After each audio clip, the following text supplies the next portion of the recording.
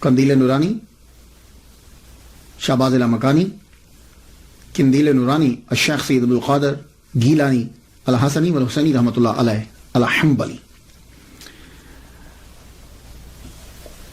ان گفتگو آگے بڑھانے سے پہلے وہ جو ہمارا طریقہ ہے ذرا نام پہ گفتگو ہو جائے.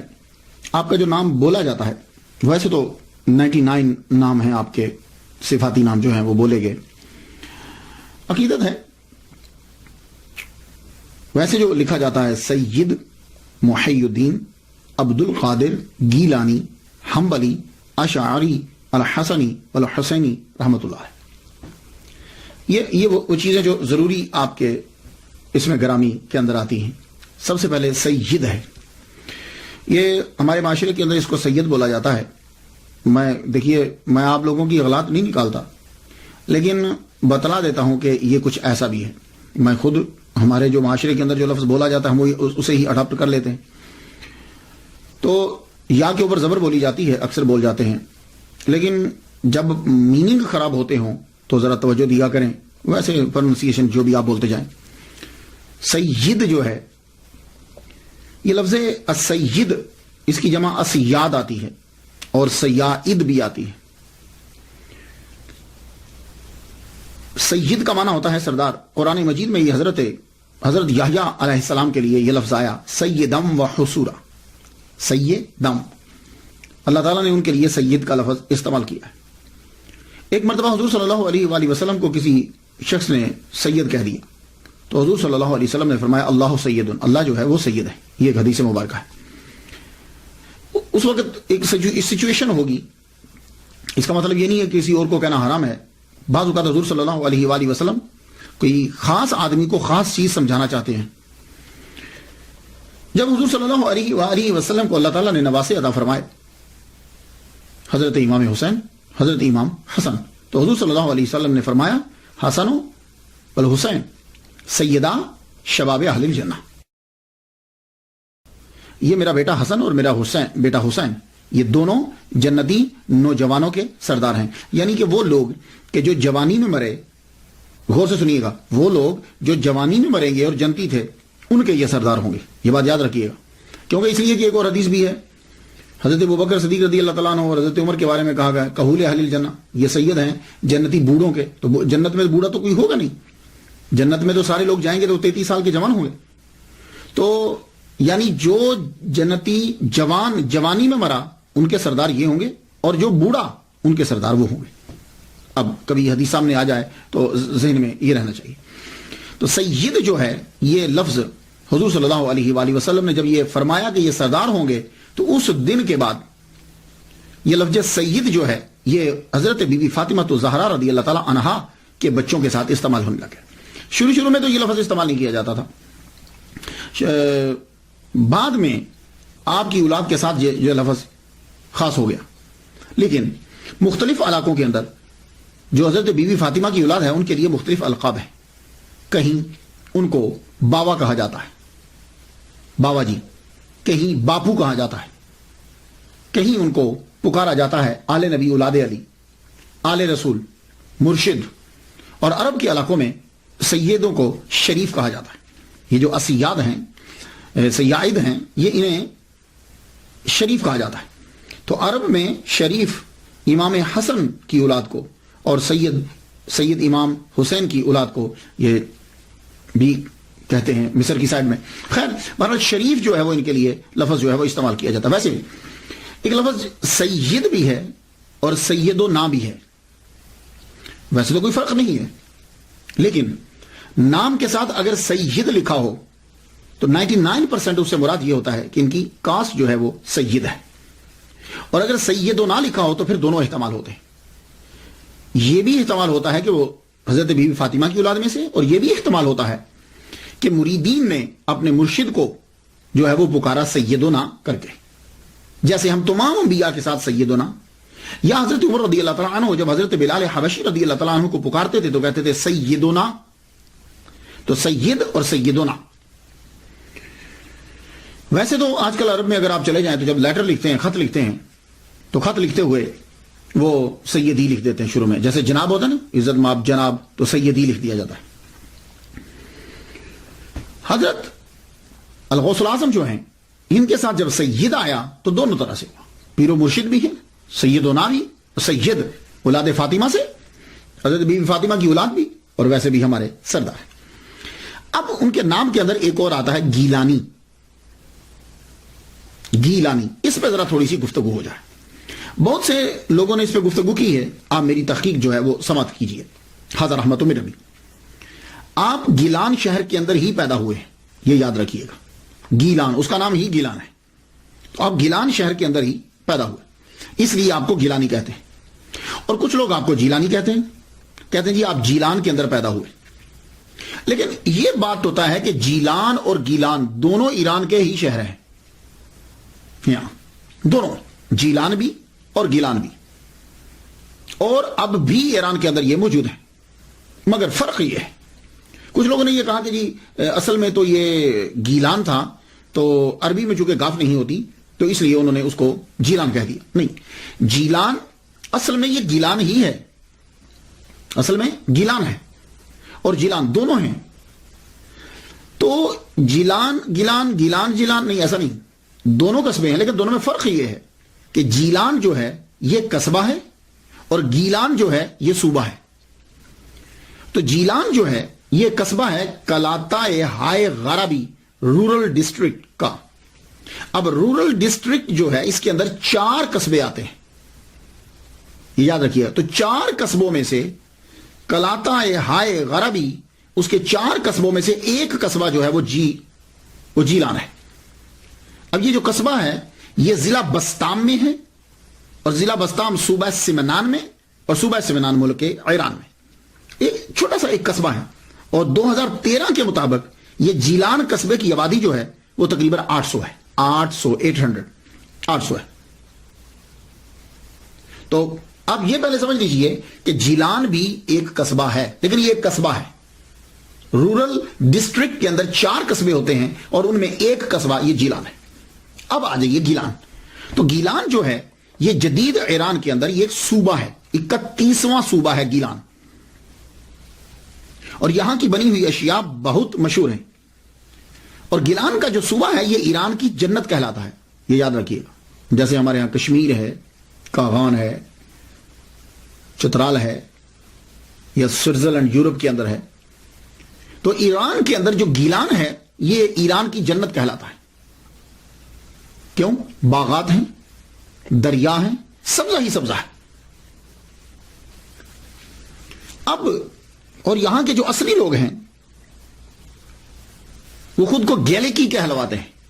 گیلان کے جو پرانے لوگ ہیں، جو اصلی باشندے، اور وہ اپنی لینگویج کو بھی، جو اصل میں پرشین کی، فارسی ہی کی ایک قسم ہے، ایک لائن ہے، وہ اپنی لینگویج کو گیلکی لینگویج کہتے ہیں، جبکہ ہے وہ پرشین. تو گیلان سے بغداد کا جو فاصلہ ہے، ڈیسٹینیشن جو ہے، بیچ کا فاصلہ جتنا ہے وہ تقریباً 629 کلومیٹر ہے. تو کئی وجوہات کی بنا پر، میں نے جو بہت پڑھا، اتنا وقفہ جو اس تقریر کے اندر ہوا، کئی ایسے قرائن ہیں اور شواہد ہیں کہ جس سے یہ پتہ چلتا ہے کہ آپ گیلان ہی کے اندر رہتے تھے. جیلان میں نہیں، گیلان ہی کے اندر رہتے تھے. تو اب یہ گیلان جو ہے اسی کو جب لکھا گیا عربی کے اندر، کیونکہ تب تو آپ کی پرانی جتنی کتابیں ہیں وہ ساری عربی میں ہیں، تو عربی میں گاف نہیں ہوتا، تو اس کو گاف کو جیم کر دیا گیا. لیکن فارسی میں اور اردو کے اندر وہاں گاف ہوتا ہے، گاف لکھا جاتا ہے، تو اس لیے ایسا ہو سکتا ہے. لیکن گیلان ہی ہے.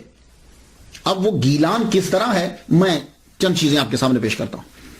پہلی بات تو یہ ہے کہ آپ کے والد گرامی نے بہتا ہوا ایک سیب جو ہے وہ کھایا، رائٹ، دریا سے اٹھایا، اور آپ وہیں رہنے لگ گئے. اور یہ جو باغات ہیں اور دریا ہیں یہ گیلان کے اندر ہیں. دوسری، اکثر کتابیں جب آپ پڑھتے ہیں جی انہوں نے 400 مائل کا سفر طے کیا اور وہ بغداد پڑھنے کے لیے پہنچے. تو یہ 400 مائل جو بنتا ہے، یہ 400 مائل جو ہے یہ گیلان ہی سے بغداد بنتا ہے. اور 629 کلومیٹر اور 400 کے قریب مائل بن جاتا ہے. اور تیسری بات کہ آپ نے یہ پڑھا کہ حضرت عبداللہ سومئی رحمۃ اللہ علیہ جو الغوث الاعظم کے نانا ہیں ان کے باغات تھے، تو یہ باغات گیلان کے اندر ہی ہے. چوتھی بات، کیسپین سی کا اکثر حوالہ آپ پڑھیں گے جب بھی الغوث الاعظم عبد القادر گیلانی رحمۃ اللہ علیہ کی سیرت پڑھی جاتی، کیسپین سی کا ذکر ضرور آتا ہے. یہ کیسپین سی بھی گیلان میں ہے. پھر اس کے بعد جب بھی آپ پڑھیں گے تو جودی پہاڑ کا ذکر پڑھتے ہیں، کوہ جودی جہاں حضرت نوح علیہ السلام کی کشتی لگی تھی، تو وہ جودی پہاڑ بھی جو ہے وہ کیسپین سی گیلان کے پاس ہی ہے. اور پھر آپ نے ان کی سیرت میں یہ پڑھا کہ ایک بڑا سرسبز و شاداب علاقہ جو ہے وہ آپ نے لیا، وہ بھی گیلان ہی میں آپ نے لیا، اور یہی جو ہے وہ آپ کے آباء و اجداد کی جو ہے وہ قبر بھی. اور خواجہ معین الدین اجمیری چشتی رحمۃ اللہ علیہ نے اپنے خود سے اپنے پیسے دے کر وہاں ایک کمرہ بنوایا اور 57 دن اس حجرے میں آپ ان کے ساتھ رہے. اور ایک اور دلیل سنیے، آپ جب حضرت عبد القادر گیلانی رحمۃ اللہ علیہ کا نام پڑھیں گے تو آپ کو پرانی جو بڑی تحقیق کی کتابیں، چھوٹی کتابوں کا بات نہیں کر، بڑی عملی ملے گا. عبد القادر گیلانی عملی، یہ عملی کیا ہے؟ یہ بھی اصل میں ایک قصبہ ہے، شہر ہے. اور آپ جانتے ہیں کہ یہ کہاں ہے؟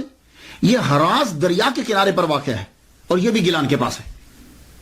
اور اس دریا ہی کے گرد درخت بھی ہیں اور باغات بھی. تو یہ تھی جو تحقیق، اتنے دن لگے.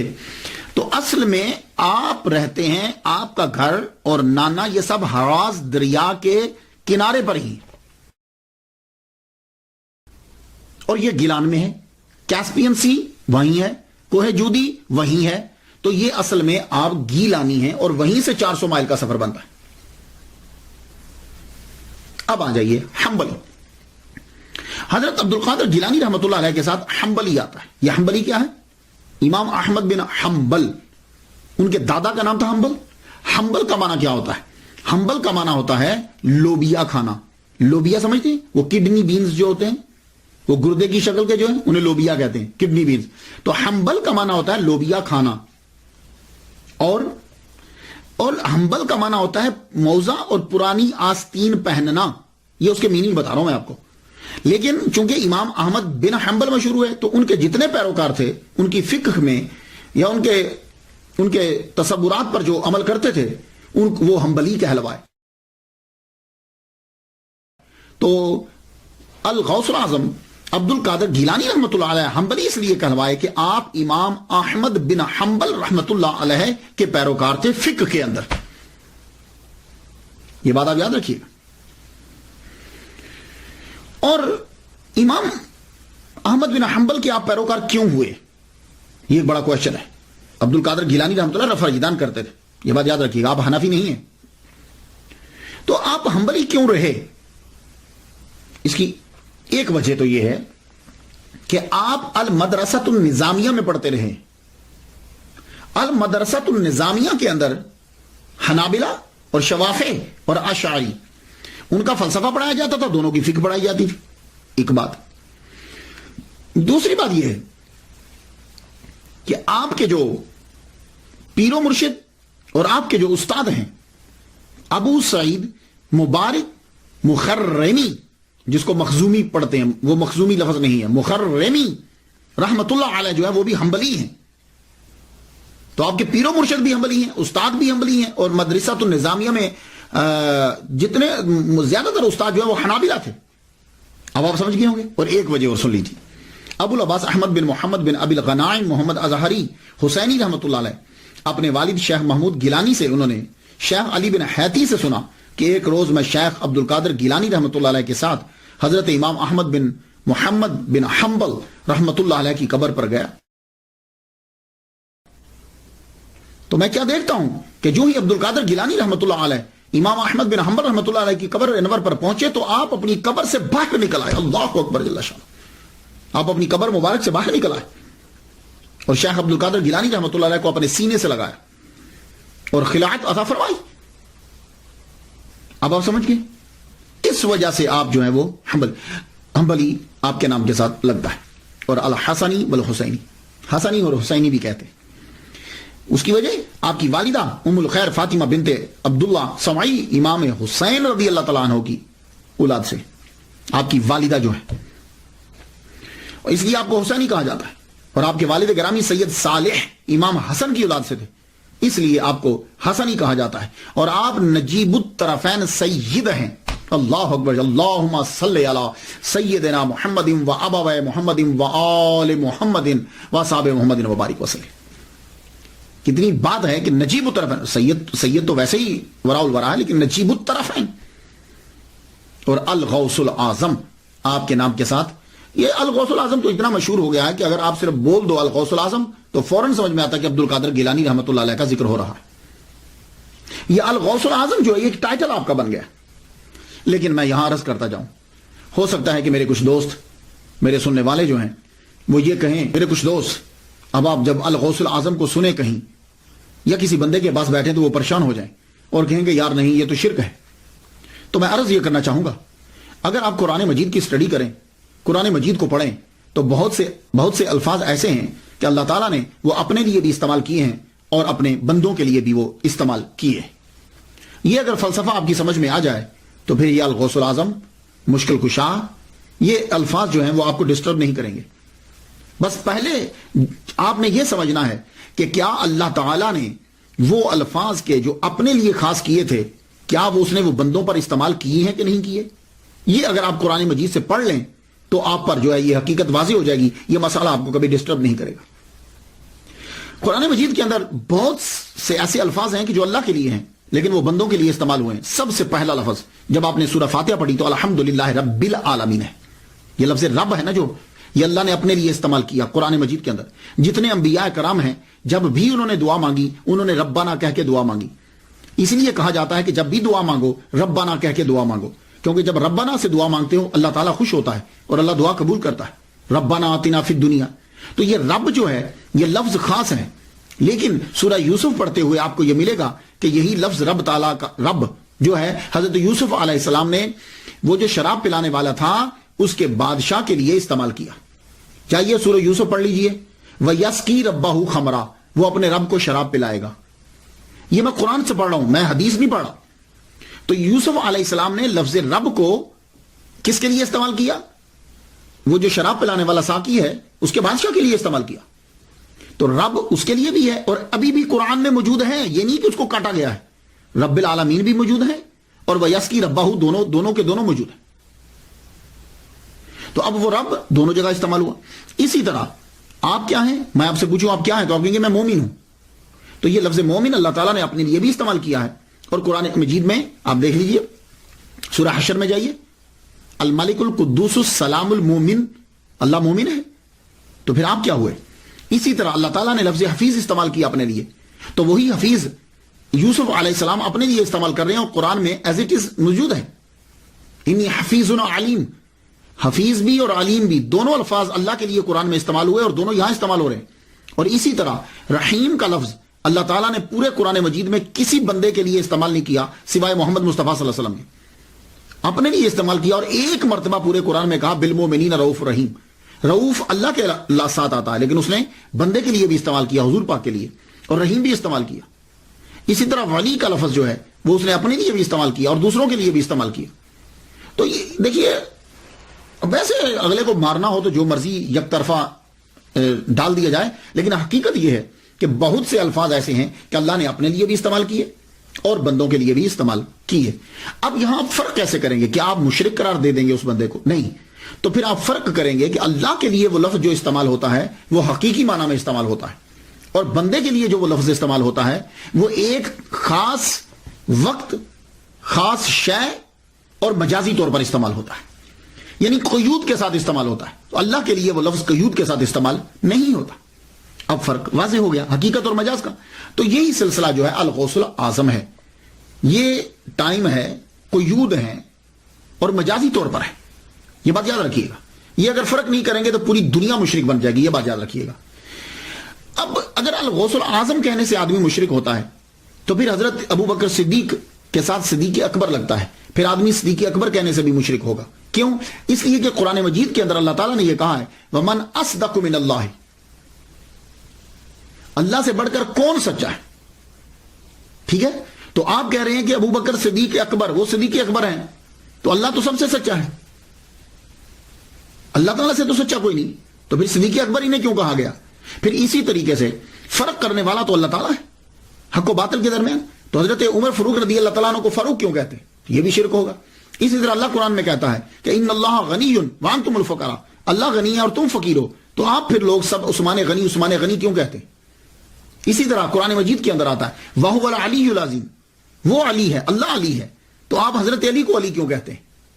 تو یہ دیکھیے وہ جو بزرگان دین تھے نا، ان کے سامنے سب چیزیں ہوتی تھی، وہ پھر ایک نتیجہ نکالتے تھے جہاں سے کہیں سے اعتراض نہیں آتا۔ ہم کیا کرتے ہیں؟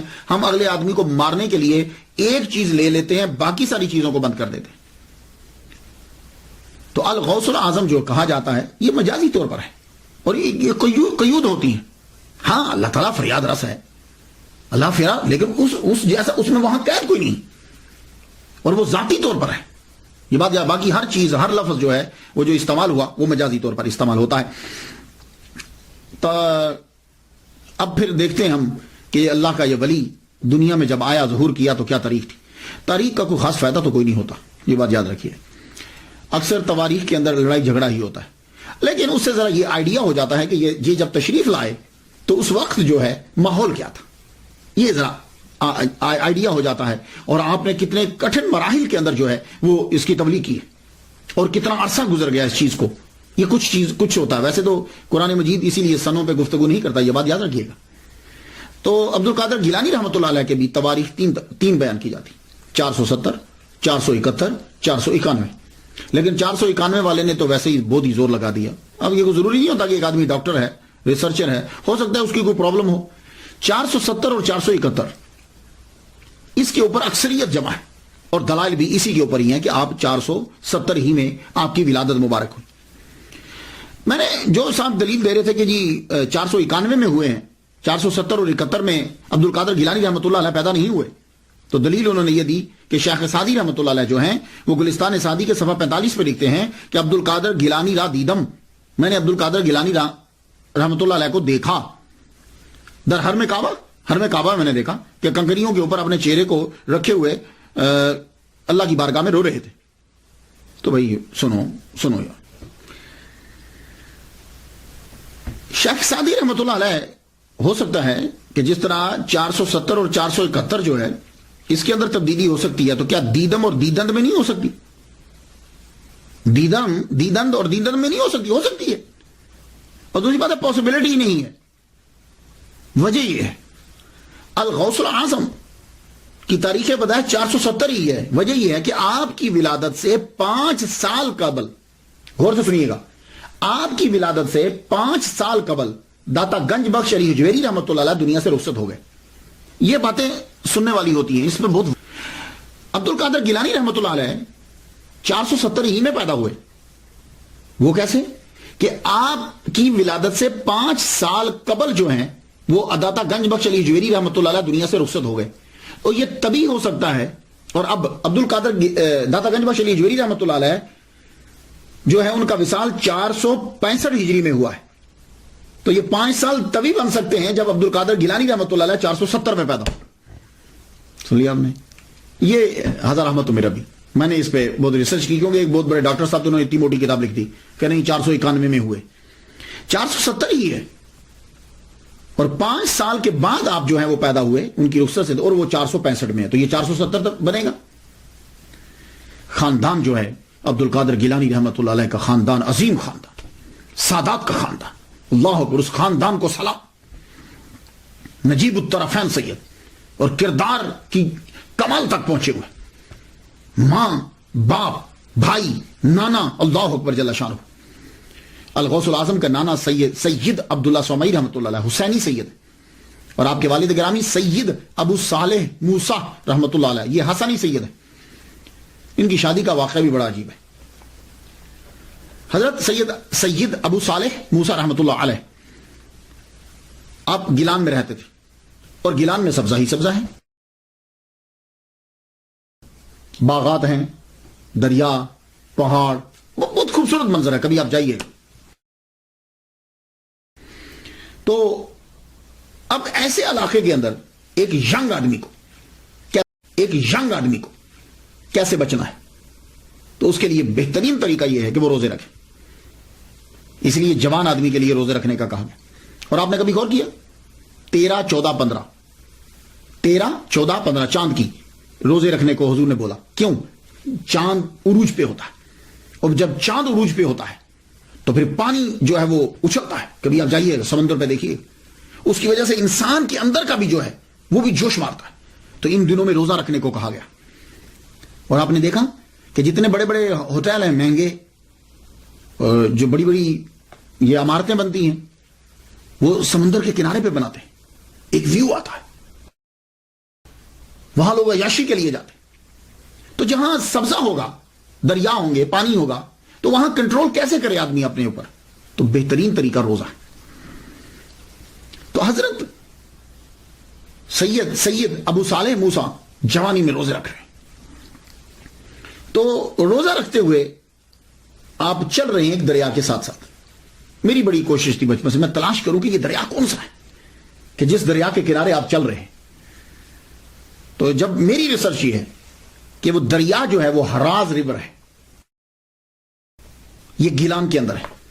اور اگر آپ اس دریا کو جا کر دیکھیں تو یہ دریا اب بھی گلیوں محلوں سے گزرتا ہوا نظر آتا ہے.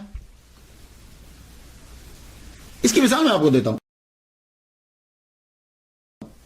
کوئی دریا جب پہاڑی رستوں سے نکل رہا ہو نا تو تب جا کے دیکھیے گا اس کو. یا آپ کبھی کینیڈا آئے ہوں تو کینیڈا کا بھی دریا جو ہے نا وہ بھی اسی طرح سڑک کے ساتھ ساتھ گزرتا جاتا ہے. تو وہ بالکل شفاف پانی ہو جاتا ہے، اتنی گہرائی نہیں ہوتی،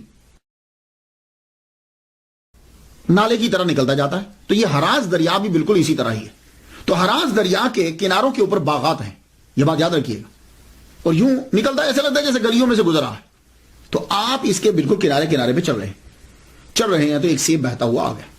اور یہ باغات، سیب کے باغات اور یہ سارے سرسبز و شاداب علاقہ گیلان کے اندر ہی ہے، اور ہراز بھی ریور گیلان میں ہی ہے. تو وہاں سے جب سیب بہتا آ رہا تھا، آپ نے سیب اٹھا لیا. سیب اٹھا کے کہا چلو روزہ افطار کر لیں گے. روزہ تو افطار کر لیا. افطار کرتے ہی بعد میں خیال آیا یہ کیا کر بیٹھا میں؟ اگر قیامت کے دن اس کے بارے میں پوچھ گچھ ہو گئی تو میں کہاں سے جواب دوں گا؟ آپ سوچنے لگے کیا کروں. ایک دم خیال آیا کہ یہ ادھر سے آ رہا تھا، مخالف سمت میں چل پڑے. جدھر سے وہ آ رہا تھا سیب، تو اب جب وہ چل پڑے تو ایک جگہ پہ پہنچے. ابھی بھی آپ جا کے دیکھیں تو ہراز ریور کے گرد میں باغات اور شاخیں اور درخت آپ کو نظر آئیں گے. تو یوں ایک سیبوں کا باغ ہے، اور اس ایک درخت کی شاخ جو ہے وہ یوں ہراز ریور کے یوں جھکی ہوئی. آپ سمجھ گئے کہ یہیں کا گر کے گیا ہے. آپ کھڑے ہو گئے، دروازہ کھٹکھٹایا، اندر سے ملازم آیا. جی آپ کو کس سے ملنا ہے؟ کہا مجھے اس باغ کے مالک سے ملنا ہے. کیوں، خیریت ہے؟ کہا سیب کھا لیا اس باغ کا تو معافی مانگنے آیا. ملازم کی بھی عمر گزر چکی تھی، نوجوان کا چہرہ دیکھتے ہوئے اچھا حیران ہوتا ہوا واپس چلا گیا. جا کے اندر مالک کو بتایا، مالک باہر ایک نوجوان آیا ہے، ہمارے باغ کا کہیں سیب گر گیا تھا دریا میں، کہتا ہے کہ مجھے معاف کروانا ہے. آپ بھی مسکرائے، کہا کہ اچھا. آپ آئے دروازے پہ، دروازہ کھولا. سب سے پہلے لڑکے کو یوں سر سے لے کے پاؤں تک اسے دیکھا. دیکھے پوچھنا کہ تمہارا نام کیا ہے؟ کہا میرا نام جو ہے وہ سید ابو صالح موسیٰ، امام حسن کی اولاد سے ہو.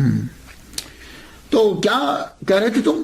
کہنے لگے حضور میں نے آپ کے دریا کا، یہ آپ کے باغ کا سیب جو ہے وہ بہ رہا تھا، میں نے اٹھا کے کھا لیا ہے، معافی مانگنے کے لیے آیا.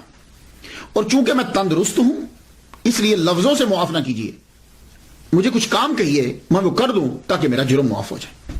دیکھ رہے کہ یعنی صرف لفظوں سے مت بولیے، کیونکہ میں تندرست ہوں، میں کام کر سکتا ہوں، سزا دیجیے. تھوڑی دیر سوچتے رہے، کہنے لگے اچھا 2 شرطیں، پہلے ایک پوری کرو، جب ایک پوری ہوگی تو دوسری بتاؤں گا. کہنے لگے اچھا بتائیے پہلی کیا ہے؟ کہنے لگے تیرے سیب کا جرم معاف کرنے کے لیے پہلی شرط یہ ہے کہ تم 8 سال یہاں کام کرو. اب ایک کتاب میں نے 1 ماہ بھی پڑھا ہے، لیکن یہ مدت مجھے لگی نہیں، 8 سال یا 12 سال. اور باقی دوسری شرط کو دیکھتے ہوئے یہ 8 سال کی مدت جو ہے یہ مجھے ذہن میں آتی، دل کو لگتی ہے. 8 سال تک ایک سیب کے بدلے میں تم میرے باغات کی رکھوالی کرو گے، کیونکہ حضرت سید عبداللہ صومعی رحمۃ اللہ علیہ ٹھیک ٹھاک امیر آدمی تھے، آپ کے باغات تھے، کھیت تھے، آپ کے روحانی سلسلہ بھی چلتا تھا آپ کا. کہا تو میرے باغات کی رکھوالی کرو گے. تو آپ نے کہا کہ تو پھر تمہیں دوسری شرط بتائیں گے. اللہ اکبر. 8 سال تک آپ نے ان کے باغات کی رکھوالی کی. ایک سیب کتنے کا ہوگا؟ 8 سال کے بعد آپ حاضر ہوئے، حضور میرے 8 سال پورے ہو گئے. کہا ہاں بہت اچھا کام کیا تم نے. یہ اصل میں 8 سال کے اندر تربیت کر دی، پوری کی پوری تربیت کر دی. کیا لگے بہت اچھا کام کیا تم نے. اب دوسری شرط ہے، لیکن سنو اگر یہ شرط پوری نہ ہوئی تو پہلی ضائع. کہنے لگے حضور بولیے. کہا سنو غور سے سنو، دوسری شرط یہ ہے کہ میری ایک لڑکی ہے، اس سے تمہیں شادی کرنا ہے. اور غور سے سنو، وہ ایک طرح سے اندھی ہے، بہری ہے، لگلی ہے، لنگڑی ہے، گونگی ہے. یہ لفظ ایک طرح سے سنے، لیکن جب آدمی بولتا ہے تو آدمی کا دھیان بڑی چیز پر ہوتا ہے، وہ بیچ کے لفظوں میں سے نکل جاتا ہے. آپ نے بڑی تیزی سے فرما دیا ایک طرح سے گونگی ہے، اندھی ہے، لولی ہے، لنگڑی، تمہیں شادی کرنا ہے اسے. کہا جی پھر میرا یہ جرم معاف ہو جائے گا؟ آپ نے فرمایا ہاں پھر ہم معاف کر دیں گے. اللہ اکبر جل شانہ. ایک سیب ہے کہ 8 سال پہلے گزار چکے ہیں. اور لیکن الغوث العظم عبد القادر گیلانی رحمۃ اللہ کے والد گرامی نے ایک سیب لیا اور 8 سال تک پہلے تو ملازمت کی، اور اب تیار ہو گئے ایسی لڑکی کے ساتھ پوری زندگی گزارنے میں کہ جن کے والد کہہ رہے ہیں کہ وہ ایک طرح سے اندھی ہے، لولی ہے، لنگڑی ہے. ہم نے فرمایا ٹھیک ہے، اگر جرم معاف ہوتا ہے تو میں ریڈی ہوں.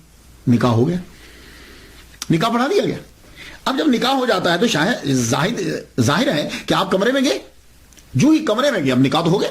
کمرے میں جب گئے تو انٹر ہوئے آپ، تو سامنے آپ کی زوجہ محترمہ جو ہے وہ کھڑی. آپ نے پہلی نظر جب ڈالی تو پہلی نظر اتنی خوبصورت، اللہ اکبر جل شانہ. اب دوسری منع ہوتی، اب نے ایک دم سے منہ پھیرا اور پھیرنے لگے تو پیچھے سے آواز آئی آپ میرے خامد ہیں، رکیے، آپ کا یہ نام ہے. آپ نے فرمایا اس کا مطلب ہے کہ یہ دیکھ بھی سکتی ہے اور آواز بھی آ رہی، بول بھی سکتی ہے.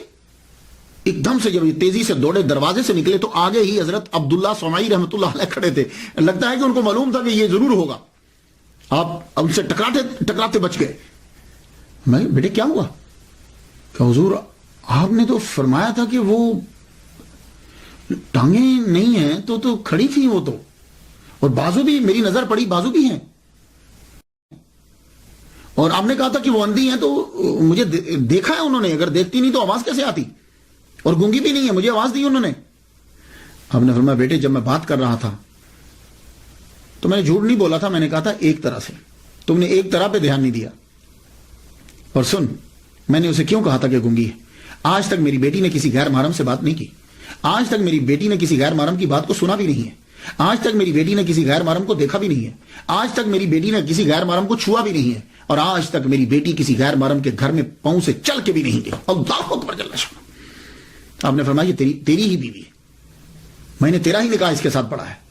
اب آپ جتنے بھی سن رہے ہو، پوری دنیا میں میرا لیکچر سنا جاتا، آپ مجھے بتا دو، موسیٰ جنگی دوست جیسا باپ ہے، فاطمہ جیسی ماں ہے، تو بیٹا عبد القادر گیلانی رحمۃ اللہ علیہ کیوں نہیں پیدا ہو؟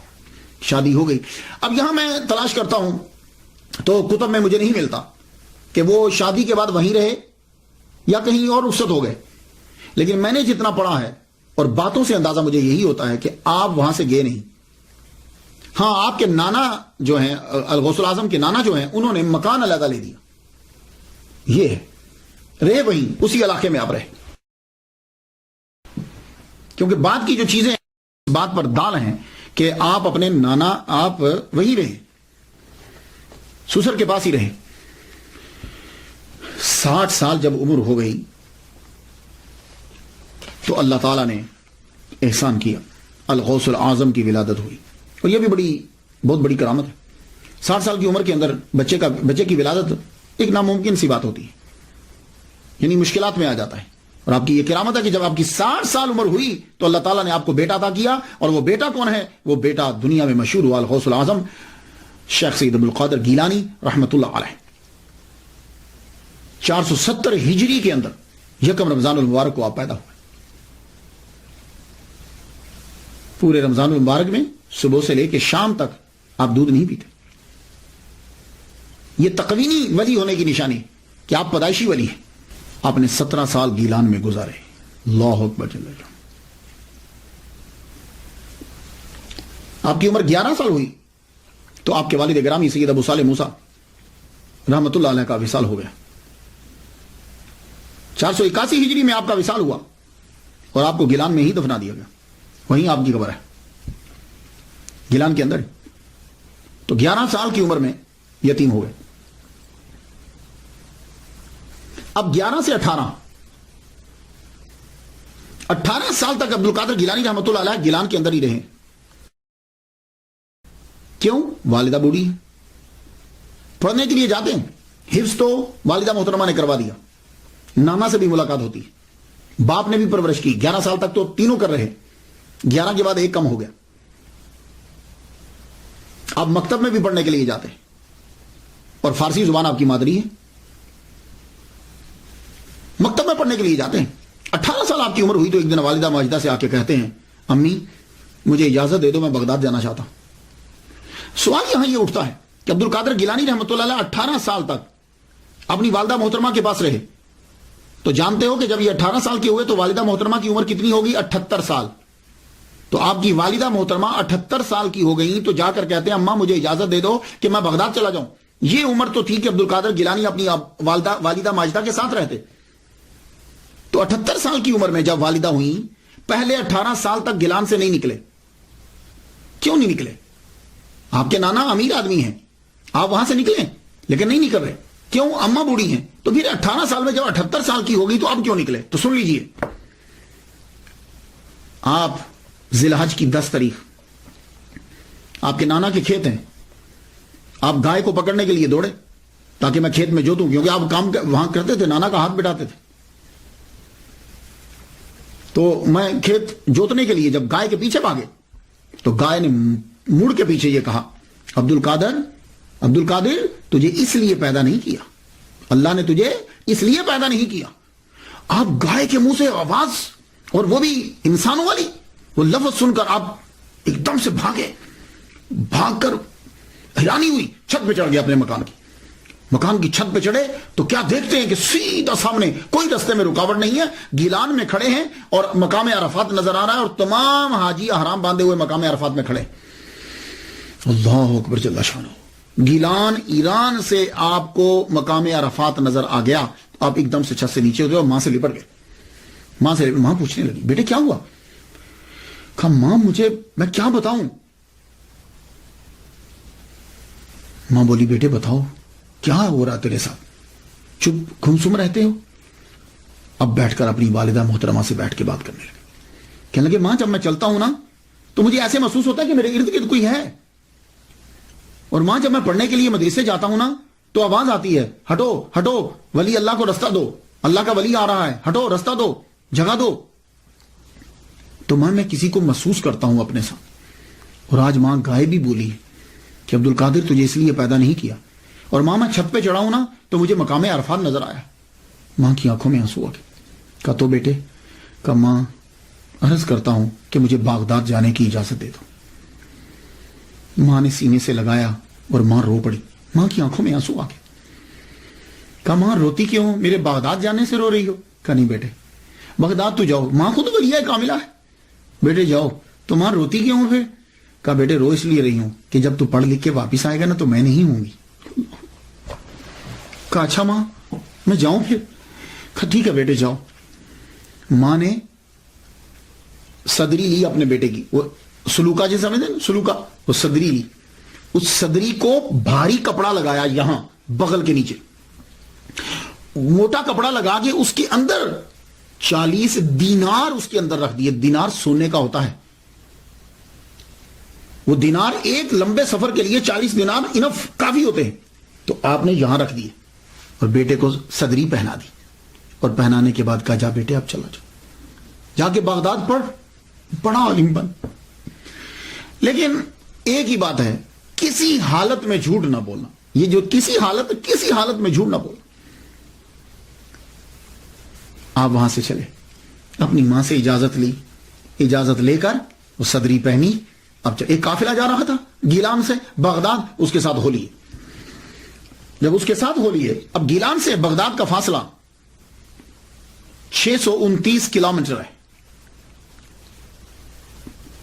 آپ نے یہ پیدل طے کیا، اور تقریباً یہ 391 مائل بنتا ہے، 91 مائلز بنتا ہے، 629 کلومیٹر اور 391 مائل، جسے آپ اکثر کتابوں میں 400 مائل پڑھتے ہیں۔ آپ بغداد کی طرف روانہ ہوئے۔ یہ جو بغداد ہے نا، یہ اصل میں اس کا پروننسیشن باغداد ہے، لیکن کثرت استعمال کی وجہ سے الف گر گیا، الف گر گیا۔ جیسے پاکستان کے اندر اس کے دارالحکومت کو کہتے ہیں اسلام آباد، اصل میں وہ لفظ اسلام آباد ہے، لیکن کثرت استعمال کی وجہ سے اسلام آباد۔ جیسے وہ فیصل آباد کہتے ہیں، یہ فیصل آباد ہے، اسے فیصل آباد بولتے ہیں۔ تو یہ باغداد تھا، الف گر گیا، کثرت استعمال کی وجہ سے بغداد ہو گیا۔ یہ بغداد جو ہے، اس کی بنیاد، یہ بغداد کا معنی کیا ہے؟ کہتے ہیں کہ یہ فارسی دو لفظوں کا مرکب ہے، باغ اور داد۔ باغ کہتے ہیں گارڈن کو، داد کہتے ہیں فیئر کو، یعنی فیئر گارڈن۔ اور کچھ نہیں، یہ کہا کہ باغ اصل میں ایک دیوتا کا نام ہے، اور داد میں نے ہوتا ہے دینا، تو باغ داد گاڈ گفٹڈ، یعنی دیوتا نے دیا۔ خیر جو بھی ہو، اس شہر کی بنیاد عباسی خلیفہ منصور کے کہنے پر رکھا گیا۔ 30 جولائی 762 عیسوی میں اس کی بنیاد رکھی گئی۔ اس شہر کو شہرت کی بلندیوں تک پہنچانے والے عباسی خلفاء ہیں۔ اس شہر میں ہاؤس آف حکمت کے نام سے پوری دنیا کی سب سے بڑی لائبریری اس کے اندر تھی، ہاؤس آف وزڈم، یہ لائبریری کا نام تھا۔ سب سے بڑی لائبریری ہماری ہوتی تھی، دنیا سے کتابوں کے تمام زبانوں کے تراجم کر کر کے اس کے اندر لائبریری میں کتابیں رکھی جاتی ہیں۔ اور آج بھی عرب دنیا کا یہ دوسرا بڑا شہر ہے، پہلا قاہرہ ہے اور دوسرا یہ ہے عرب دنیا کا، اور اس کی آبادی 72,16,000 اس کی آبادی ہے۔ اب آپ بغداد کی طرف روانہ ہوئے، تو اگر آج کے نقشے میں آپ دیکھیں نا، تو گیلان سے بغداد جو ہے وہ راؤٹ تھوڑا سا چینج ہو، جسے روٹ بولتے ہیں، راؤٹ جو ہے وہ تھوڑا سا چینج ہے۔ پہلے اب تو بالکل سیدھی لائن یوں کھچتی ہے نا، تو پہلے کیا تھا کہ جب یہ گیلان سے یوں چلتے تھے تو ایسے ہو کر پھر ایسے ہو کر آتے تھے، تو جب آپ گیلان سے یوں سیدھا چلے تو اس طرح سے، اب پتہ نہیں کیا راؤٹ تھا، میں اتنا پرانا مجھے معلوم نہیں ہے، تو کیونکہ میں نے یہ دیکھا ہے کہ ہمدان جو ہے وہ سائڈ پر ہے تھوڑا سا، اور جب عبد القادر گیلانی رحمۃ اللہ علیہ چلے تھے تو تب آپ ہمدان سے ہو کر پھر چلے تھے۔ تو ہمدان سے ہو کر جب ترنگ کے ویرانے میں پہنچے تو اس وقت 60 ڈاکوؤں نے ایک دم سے اس پورے قافلے کے اوپر حملہ کر دیا۔ ان قافلوں کے سردار کا نام تھا احمد بدوی۔ جب انہوں نے قافلے پر حملہ کیا تو وہ رہزن جو ہیں، ڈاکو جو ہے، وہ دیکھتے تھے فیملی کس کی ہے، فیملی پر حملہ کرتے تھے۔ کیوں؟ اس لیے کہ جن کے ساتھ عورتیں ہوں گی زیور ضرور ہوگا۔ پھر وہ حملہ کرتے تھے کہ سامان زیادہ لدا ہوا کس کے پاس ہے، کیونکہ جس کے پاس زیادہ جانور ہوں گے، زیادہ سامان ہوگا، وہ تاجر ہوگا، اس کے پاس بھی مال ہوگا۔ اکیلے آدمی پر توجہ کم دیتے تھے وہ۔ تو جب وہ ڈاکو جو ہیں فیملی والوں کو لوٹنے لگے تو عبد القادر گیلانی رحمۃ اللہ علیہ بھی کھڑے ہوئے ہیں، ایک پاس سے گزرا، اکیلا کھڑا کیا توجہ دے گا، کیونکہ اس کو پتا ہے اکیلے آدمی کے پاس کتنا ہوگا، اور آپ کے پاس تھا بھی کچھ نہیں، نہ سواری ہے اور کچھ ہاتھ میں پکڑا ہوا بھی نہیں۔ لیکن اب تیرے پاس بھی کچھ ہے یا ویسے ہی کھڑے ہوئے ہو؟ ہاں ہاں میں قافلے کے ساتھ ہوں، میرے پاس بھی ہیں 40 دینار۔ وہ ہنستا ہوا گزر گیا، پاس سے ہنستا ہوا گزر گیا۔ اب جب سارے قافلے کو لوٹ لیا گیا، بھائی کوئی بچا ہے؟ کوئی قافلے میں اور بھی ہے؟ آپ وہاں کھڑے ہوئے دیکھ رہے تھے۔ آپ کے پاس اب سردار آیا، آ کے پوچھتا ہے، کہا تیرے پاس بھی کچھ ہے؟ کہنے لگے ہاں ہے۔ بڑے حیران ہوئے یار، کیونکہ نارملی آدمی پولیس اور چور ان کے سامنے سچ نہیں بولتا، بندہ بہت کم بولتا ہے سچ، پہلی دفعہ سچ نہیں بولے گا، تفتیش ہوگی، تحقیق ہوگی تو شاید سچ ظاہر ہو جائے۔ تو اس نے جب پوچھا کہ کیا تمہارے پاس بھی کچھ ہے، تو ہم کہنے لگے ہاں ہے۔ کہنے لگا کہاں ہے؟ اچھا ٹھہر رک بتاتا ہوں۔ آپ نے اپنی صدری اتاری، صدری اتار کے آپ نے یہاں سے اتنا موٹا کپڑا پہلے پھاڑا، کپڑا پھاڑ کے اندر سے 40 دینار نکالے، اور کوئی آدمی صدری اتار کر جانچنے بھی لگ جاتا، تلاشنے بھی لگ جاتا تو بھی نہ پا سکتا 40 دینار کو۔ اس طرح آپ کی والدہ محترمہ نے چھپا کر موٹے کپڑے میں رکھ دیے تھے، بنا بتائے چور بھی اس کو نہیں نکال سکتا تھا۔ آپ نے اس کو پھاڑ کے اس کے سامنے 40 دینار رکھ دیے۔ احمد بدوی نیچے اتر آیا، کہنے لگا کاکا لڑکے ایک بات تو بتا یار، یہ تو میں بھی ڈھونڈتا تو میں تلاش نہ کر پاتا، کیونکہ اب دیکھو نا ایک آدمی اس طرح کھڑا ہے تو پیسے یہاں ہوں تو کیسے تلاشیں گے؟ ہاں جیب میں ہو تو کوئی دیکھ سکتا ہے، تم نہ بتاتے تو ہم نہیں تلاش سکتے تھے، تو یہ تم نے چھپایا کیوں نہیں؟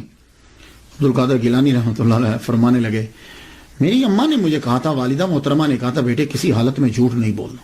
اوئے ہوئے ہوئے، یہ جملہ آپ کے منہ مبارک سے نکل کے جب ہوا کے دوش پہ آیا، اور ہوا کے دوش سے جب احمد بدوی کے کانوں تک گیا، ایک دم سے وہ چیخ اٹھا اور اعلان کرنے لگا، کہنے لگا سب سامان سب کا واپس کر دو، سب لوگوں کا سامان واپس کر دو۔ سارے راہزن پریشان ہو گئے، ہوا کیا؟ کہ سب کا سامان جو ہے وہ واپس کر دو۔ کیوں حضور؟ کہنے لگا یار بس اس لڑکے کو دیکھو، یہ اپنی ماں سے کیا ہوا وعدہ نہیں بھولا، اور احمد بدوی اپنے اللہ سے کیا ہوا وعدہ بھول گیا۔ نیچے اترا، عبدالقادر گیلانی رحمت اللہ کے ہاتھ چومے، کہا لڑکے تو نے مجھے رستہ دکھا دیا۔ اس قدر اس کے اوپر وحشت طاری ہوئی، رات کے سناٹے میں روتا ہوا نکل گیا جنگلوں کی طرف، پھر نہیں پتا چلا کہ کہاں ہوا۔ عبدالقادر گیلانی رحمت اللہ علیہ کو 40 دینار واپس کر دیے گئے۔ اب یہاں ذرا سنو، عبدالقادر گیلانی رحمت اللہ علیہ بغداد میں پہنچے، سب سے پہلے آپ نے وہ 40 دینار فقیروں میں تقسیم کر دیے۔ سنو، یہ ہیں 11ویں والے۔ تو عبدالقادر گیلانی رحمت اللہ علیہ نے وہ 40 دینار سب سے پہلے فقیروں کو تقسیم کر دیے، اس کے بعد خالی، لو اس کے بعد خالی، اب اپنے پاس کچھ بھی نہیں ہے۔ آپ کے نانا سید عبداللہ سومائی رحمت اللہ علیہ کہ کوئی جان پہچان والے بغداد کے اندر تھے، ان کے پاس آپ پہنچے۔ اس میں مختلف روایات ہیں، لیکن میں تسلسل کے ساتھ جو بات کرنا چاہتا ہوں وہ سماعت کیجیے۔ انہوں نے آپ کو بتلایا کہ دیکھو یہاں 2 مدرسے ہیں بغداد کے اندر اس وقت بڑے، ایک المدرسہ النظامیہ ہے اور ایک المدرسہ احناف ہے، بتاؤ کس میں داخل ہونا چاہتے ہیں؟ حضرت عبداللہ سومئی رحمۃ اللہ علیہ کے مریدین بھی بڑے تھے اور آپ خود بھی ٹھیک ٹھاک تھے۔ حضرت عبدالقادر گیلانی رحمۃ اللہ فرمایا میں المدرسہ النظامیہ میں داخل ہونا چاہتا ہوں۔ آپ نے المدرسہ النظامیہ میں داخلہ کیوں لیا؟ تو میں خواتین و حضرات، میں چاہتا ہوں کہ کچھ آپ کی نظر تھوڑی سی ریسرچ ہو جائے۔ کرامات تو آپ جا کے پڑھ لیں گے اور آپ کی زندگی گزر چکی ان کے بارے میں پڑھتے ہوئے، لیکن میں کچھ اور گوشوں پہ گفتگو کرنا چاہتا ہوں۔ المدرسہ النظامیہ میں داخلہ لیا، وجہ کیا تھی؟ وجہ کیا تھی؟ مسلمانوں، جب مسلمانوں کو علم کے بارے میں پتا تھا تو مسلمانوں نے بڑی بڑی یونیورسٹیز قائم کی، اور وہ یونیورسٹیز جو ہوتی تھی وہ سب سے پہلے مدرسہ بنتی تھی، مدرسہ سے ترقی کرتے کرتے وہ یونیورسٹی بن جاتی تھی۔ مصر کے اندر الازہر یونیورسٹی 970 عیسوی میں اس کی بنیاد رکھی گئی، فاطمی خلفاء نے رکھی تھی، یہ بھی ایک مدرسہ تھا۔ مراکو میں کراویجین کی 859 عیسوی میں بنیاد رکھی گئی، یہ بھی ایک مدرسہ تھا۔ ٹمبکٹو میں سینکھور 988 عیسوی میں اس کی بنیاد رکھی گئی، یہ اس وقت بہت بڑی یونیورسٹی، یہ بھی مدرسہ۔ اور بغداد کے اندر المدرسہ النظامیہ 1065 عیسوی میں اس کی بنیاد رکھی گئی، اور یہ بھی بہت بڑی یونیورسٹی۔ اس کو مدرسہ النظامیہ کیوں کہا جاتا ہے؟ اس کی وجہ یہ ہے کہ اس کا نصاب اور اس کے بنانے میں جو ہاتھ تھا وہ سلجوق بادشاہ کے وزیر اعظم ابو علی حسن بن اسحاق خواجہ المعروف نظام الملک توسی کا تھا۔ اور آج جب آپ جاتے ہیں، یہ میں درس نظامی پڑھ رہا ہوں، جب آپ مدرسہ میں داخلہ لیتے ہیں، یہ کیا کر رہے ہو؟ میں حفظ کر رہا ہوں۔ تو آپ کیا کر رہے ہو؟ میں درس نظامی پڑھ رہا ہوں۔ یہ درس نظامی کیا ہے؟ یہ اس نظام الملک توسی کی وجہ سے درس نظامی، کیونکہ اس نے ہی یہ نظام بنایا تھا، یہ نصاب اس نے بنایا تھا۔ تو اس مدرسہ کو دریا کے کنارے بغداد میں 1065 میں عبدالقادر گیلانی رضی اللہ تعالیٰ عنہ کے داخلہ لینے سے 30 سال قبل 2 سال کے اندر بنا دیا تھا۔ میرے عبدالقادر گیلانی رحمۃ اللہ نے جہاں پڑھا ہے، میں کچھ اس کے بارے میں بھی نظر کر دوں اب۔ یعنی آپ کے داخلہ لینے سے 30 سال پہلے اس مدرسے کو بنایا گیا، اور 2 سال کے اندر اس کو بنا دریا کے کنارے کے اوپر بنایا گیا۔ اور یہ مدرسہ النظامیہ یہ صرف ایک مدرسہ نہیں ہے، group of institution of higher education کا یہ نام تھا، ایک عمارت کا نام نہیں ہے، یہ گروپ کا نام ہے۔ پروفیسر فلپ نے کہا ہے کہ مدرسہ نظامیہ پہلا اسلامک علمی ادارہ ہے جس میں پورا سسٹم تھا، کلاسز کے اوقات تھے، کلاسز تھی، اس کے اندر عملہ تھا، لیولز تھے، فائنل امتحان ہوتا تھا، اسکالرشپ دی جاتی تھی، لائبریری تھی، اور نظامیہ گروپ کے اندر بہت سارے مدارس تھے۔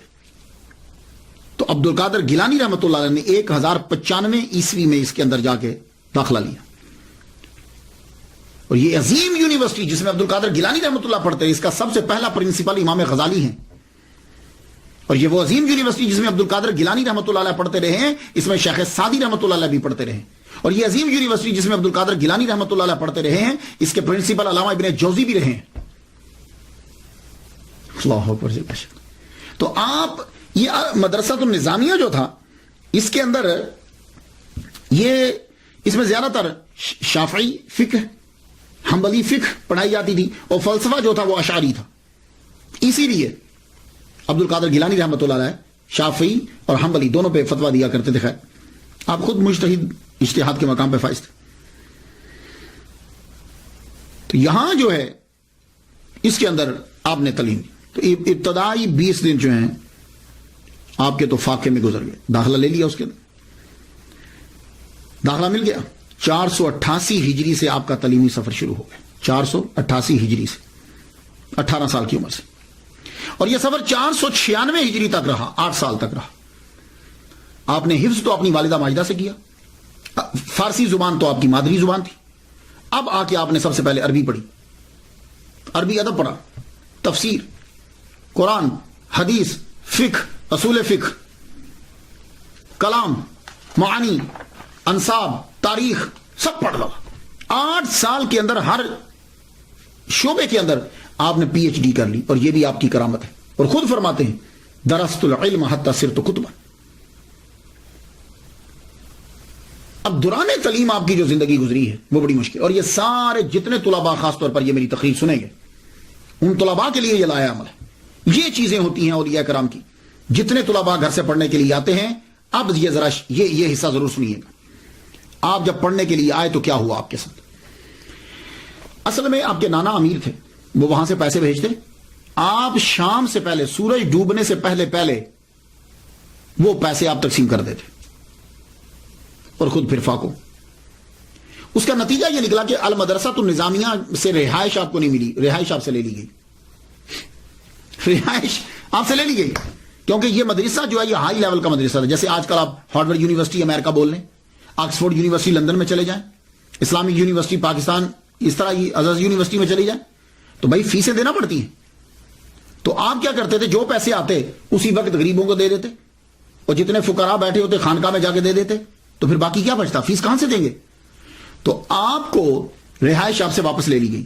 جب رہائش واپس لے لی گئی، لیکن اتنا کیا گیا کہ کہا چونکہ آپ محنتی ہو، پڑھتے بہت اچھا ہو، اس لیے ہم آپ کو سبق پڑھنے کی اجازت دیتے ہیں، رہائش کی نہیں۔ تو اب عبد القادر گیلانی رحمۃ اللہ علیہ کیا کرتے، آپ المدرسہ النظامیہ میں جاتے، سبق پڑھتے، اس کے بعد کتاب لے کے واپس جنگل میں چلے جاتے۔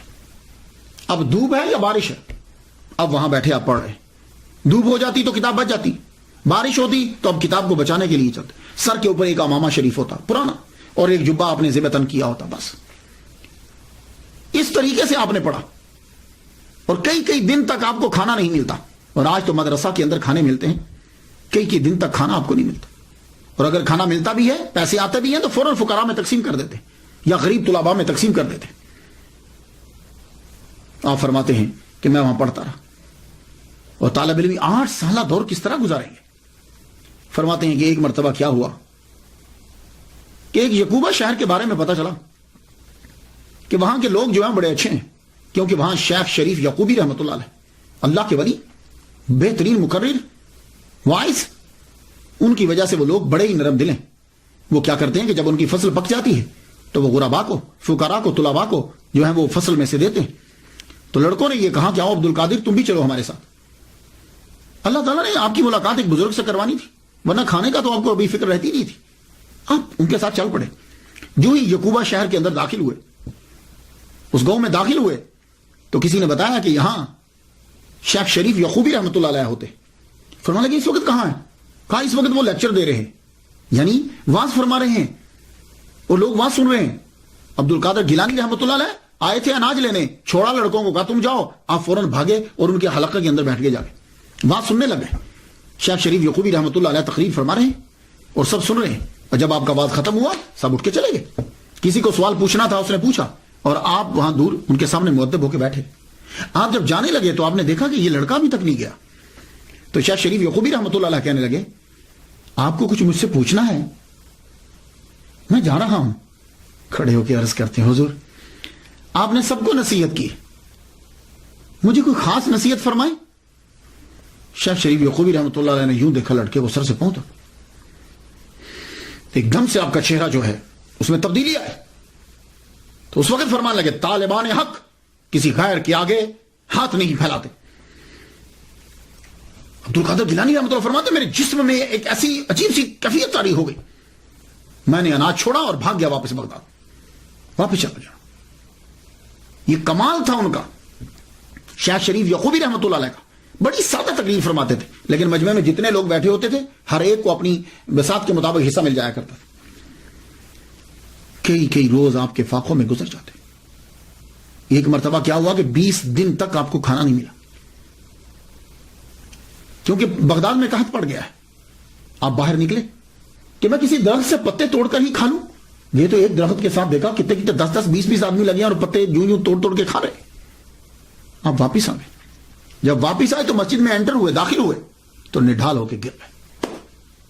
فاقوں کی وجہ سے گر گئے اور آپ اپنے جسم کو یوں گھسیٹتے ہوئے مسجد کے کارنر میں لے گئے اور یوں جا کے سمٹ کے نیچے بیٹھ گئے. وہاں نڈھال ہوئے. ایک صاحب مسجد میں داخل ہوئے، ان کے ہاتھ میں کھانا تھا اور جو آدمی بھوکا ہو نا تو وہ حس بڑی تیز ہو جاتی ہے. وہ سامنے ان کو ان کا احساس نہیں ہوا. وہ وہاں بیٹھ کر کھانا انہوں نے کھولا اور کھانے لگے. بھونا ہوا گوشت اور روٹی تھی.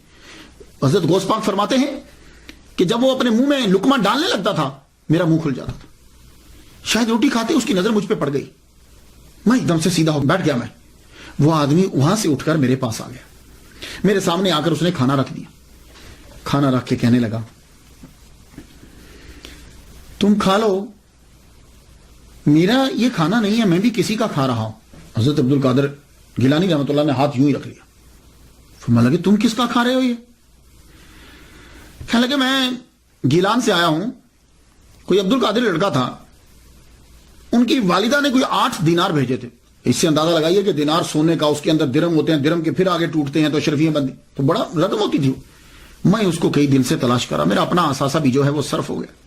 اب میرے پاس اسی کے پیسے بچے تھے. میں اس کے 1 دینار کو توڑایا ہے اور میں یہ بھنا ہوا گوشت اور یہ روٹی لے کر آیا ہوں. وہ عبد القادر ملا نہیں ہے، چلو دونوں مل کے کھاتے ہیں، ملے گا تو معاف مانگ لیں گے. اب مسکرا پڑے. کہنے لگا کیوں مسکرا رہے ہو؟ کہا بے جھجک کھاؤ، عبد القادر میں ہی ہوں. آپ نے وہ تھوڑا سا کھانا کھایا. اس نے جو باقی پیسے تھے وہ دیے. عبد القادر گیلانی رحمۃ اللہ علیہ نے اسی وقت اٹھ کر وہ سارے پیسے باہر بانٹ دیے جا کے. اب بتاؤ، سارے پیسے باہر بانٹ دیے. لیکن اب سوال یہ ہوتا ہے کہ اگر عبد القادر گیلانی رحمۃ اللہ علیہ کسی سے مانگتے نہیں تھے، کام نہیں کرتے تھے، یہ جو آپ کا عرصہ ہے یہ بیچ کا، یہ کیسے گزرا؟ یعنی 18 سال کی عمر سے لے کے 46 سال کی عمر تک، 18 سال سے تو آپ آگے تھے، تو یہ پھر کیسے ہوا؟ میں نے پھر اس کی ریسرچ کی. تو کیا آپ ساری زندگی ہی بھوکے رہے؟ نہیں، آپ روزہ بھی رکھتے تھے، مسلسل بھی رکھتے تھے، فاقوں. لیکن بیچ میں ایسا ہوا کہ آپ جب پڑھنے لگتے تھے تو فاقوں کی وجہ سے کیا ہوتا تھا کہ پڑھا نہیں جاتا تھا. اتنے فاقے ہوئے، پڑھا نہیں جاتا تھا، یوں گر جاتے آپ. تو حاتف غیبی سے آواز آئی، جاؤ اٹھو، تعلیم کے لیے خوراک کا ہونا ضروری ہے. کوتے لا یموت تو چاہیے نا. اٹھو، اتنی روٹی تو حاصل کر لو کہ جتنا پڑھ تو سکو آسانی سے. کہنے لگے میرے پاس تو پیسے نہیں ہیں، میں کہاں سے لوں؟ کہا جاؤ تم جا کے کرو، پیسوں کا بندوبست بھی ہم کر دیں گے، اٹھو. عبد القادر گیلانی فرماتے ہیں کہ میں اٹھا. بڑا مشکل کٹن مرلا تھا میرے لیے. فرماتے ہیں میں آگے بڑھا تو ایک نان بھائی کی دکان پر میں گیا. یہ تنور پہ جو روٹی لگاتے، تو میں اسے بات کرنے لگا. کہتے ہیں کہ میں نے اسے کہا کہ مجھے 1.5 روٹی روزانہ دے دیا کرو. 1.5 روٹی 24 گھنٹے میں 1.5 روٹی. یہ جو آپ کا 8 سالہ پڑھائی کا دور ہے, 1.5 روٹی مجھے روزانہ دے دیا کرو. اور جب آئیں گے اس شرط پہ, جب آئیں گے تو میں تمہیں دے دوں گا, اور اگر نہ آئے میں مر گیا تو تم مجھے معاف کر دینا. یہ جملہ کہا تو نان بھائی رو پڑا. وہ تندور پہ روٹیاں لگانے والا رو پڑا. کہنے لگا ٹھیک ہے تم 1.5 روٹی لے جایا کرو. آپ وہاں سے 1.5 روٹی لیتے پورے 24 گھنٹے میں. یہ پڑھائی کے دوران کی بات کر رہا ہوں جو 8 سالہ دور ہے. کچھ عرصہ آپ نے روٹی لی, پھر کچھ عرصہ بند کر دی بند میں, اور فاقوں کی وجہ سے وہی حال ہو گیا. جب آپ پڑھ رہے ہیں پڑھتے پڑھتے پھر نہیں ڈالو کے گرے پڑے. آواز آئی, ہم نے آپ سے کہا تھا کہ جاؤ جا کے وہاں سے روٹی لے لیا کرو. کہا روٹی تو میں لینے جاتا ہوں, اب اس کے پیسے کون دے گا؟ مجھے شرم اور ندامت آتی ہے کہ میں آپ اس کے پاس جاؤں, اس کا تو کئی ماہ کا قرضہ بن چکا ہے. اچھا جاؤ فلاں جگہ پہ پہنچو, فلاں ایک خاص جگہ بتائی گئی, وہاں تمہاری قرضے چکانے کا سبب پڑا ہوا ہے. آپ وہاں پہنچے, جگہ کو کوئی نہیں جانتا تھا. آپ اس جگہ پہ گئے تو سونے کا ٹکڑا وہاں چھوٹا سا پڑا ہوا تھا. آپ نے وہ لیا, اسے بیچا اور نان بھائی کا قرضہ جو ہے وہ چکا دیا. تو یہ میں نے آپ کو بتایا کہ آپ کی تعلیم کے دوران یہ سلسلہ بھی جو ہے جاری رہا. فقہ اور اصول فقہ آپ نے پڑھی محمد بن حسین بن محمد ابو الوفا علی بن عقیل حنبلی سے, قاضی ابو سعید محرمی حنبلی رحمۃ اللہ علیہ سے, ابو الخطاب محفوظ حنبلی رحمۃ اللہ سے, اور ادب آپ نے ابو زکریا یحییٰ بن علی سے پڑھا. حدیث آپ نے محمد بن حسن باقلانی, شیخ ابو سعید بن عبد القریم, شیخ ابو الغنائم محمد بن علی بن محمد, ابو طاہر عبد الرحمن بن احمد, محمد بن مختار الحاشمی, علی بن احمد القرخی, عبد القادر بن محمد بن یوسف, ان جیسے جید محدثین سے آپ نے حدیث کو پڑھا. اور یہ بھی آپ کی کرامت ہے کہ 8 سال کے اندر ہر علم کے اندر PhD کر لی. درست العلم حتی صرت قطبا, میں نے اتنا علم پڑھا کہ میں قطب بن گیا, اور قطب ولایت کے اندر سب سے اعلی درجہ ہے. اب 26 سے 46 سال, یہ 20 سال کا عرصہ بنتا ہے. اب آپ کا تصوف کی طرف رجحان تو خیر بچپن ہی سے تھا. اب تکوینی ولی ہے. تکوینی ولی وہ ہوتا ہے جو پیدائشی ولی ہو. تشریعی ولی وہ ہوتا ہے کہ جو عبادت کر کر کے ولی بنتا ہے. آپ تکوینی ولی ہے. آپ کے بابا کی تربیت, آپ کی ماما کی تربیت, آپ کے نانا کی تربیت, اور خود آپ نے 18 سال جو گزارے, تصوف ہی تصوف ہے. لیکن پھر بھی آپ بغداد کے اندر ایک بہت مشہور خانقاہ تھی. وہ خانقاہ تھی حضرت حماد بن مسلم شامی رحمۃ اللہ علیہ کی, سما بغدادی. یہ شام کے رہنے والے تھے. انہوں نے علم کچھ نہیں پڑھا ہوا تھا, امی تھے, لیکن علم تو نہیں پڑھا تھا, لیکن باطنی میں ان سے کوئی بڑا نہ تھا. آپ ان کی محفل میں پہنچے. اب یہاں 2 روایات, میں نے جو تحقیق کی مجھے 2 طرح سے اشارے ملے کتابوں سے, معاف کیجیے گا, کتابوں سے 2 طرح کے اشارے ملے. ایک تو یہ ہے کہ آپ جب بغداد آئے ہیں تو پہلے ان سے ملاقات ہوئی ہے کہ آپ انہی کی خانقاہ میں ٹھہرے. ایک یہ اشارہ کہ آپ جب تشریف لائے تو آپ نے, یہ جو حضرت حماد بن مسلم ہے, یہ شام سے آ کر انہوں نے یہاں خانقاہ بنائی تھی, اور آپ کے پاس فقراء رہتے تھے. تو آپ ان کے پاس آئے. تو جب آئے تو آپ نے ان کو دیکھتے ہوئے فرمایا کہ تم ظاہری علم جا کر پڑھو, ظاہری علم پڑھو جا کر. اور آپ نے مدرسہ نظامیہ وغیرہ میں جا کے پھر داخلہ لیا. ایک یہ مجھے اشارہ کتابوں سے یہ ملا. مگر وقتاً فوقتاً آپ ان کے پاس آتے رہتے تھے, تعلیم کے دوران بھی آتے اور بیٹھتے. بہت سے تصوف کے مسائل اور مشکل جو چیزیں وہ حل ہوئی ان سے. اور آپ فرمایا کرتے تھے کہ یہ جو اجمی ہے نا, کیونکہ آپ فارسی بولتے تھے نا, یہ جو اجمی ہے نا ایک دن ولایت کے بڑے اعلیٰ مرتبہ پر فائز ہوگا. اور میں دیکھ رہا ہوں کہ 2 جھنڈے اس کے سر کے اوپر ہیں, اور اس کی آسمانوں پر بڑی شہرت ہے. یہ حضرت حماد بن مسلم کہہ رہے ہیں.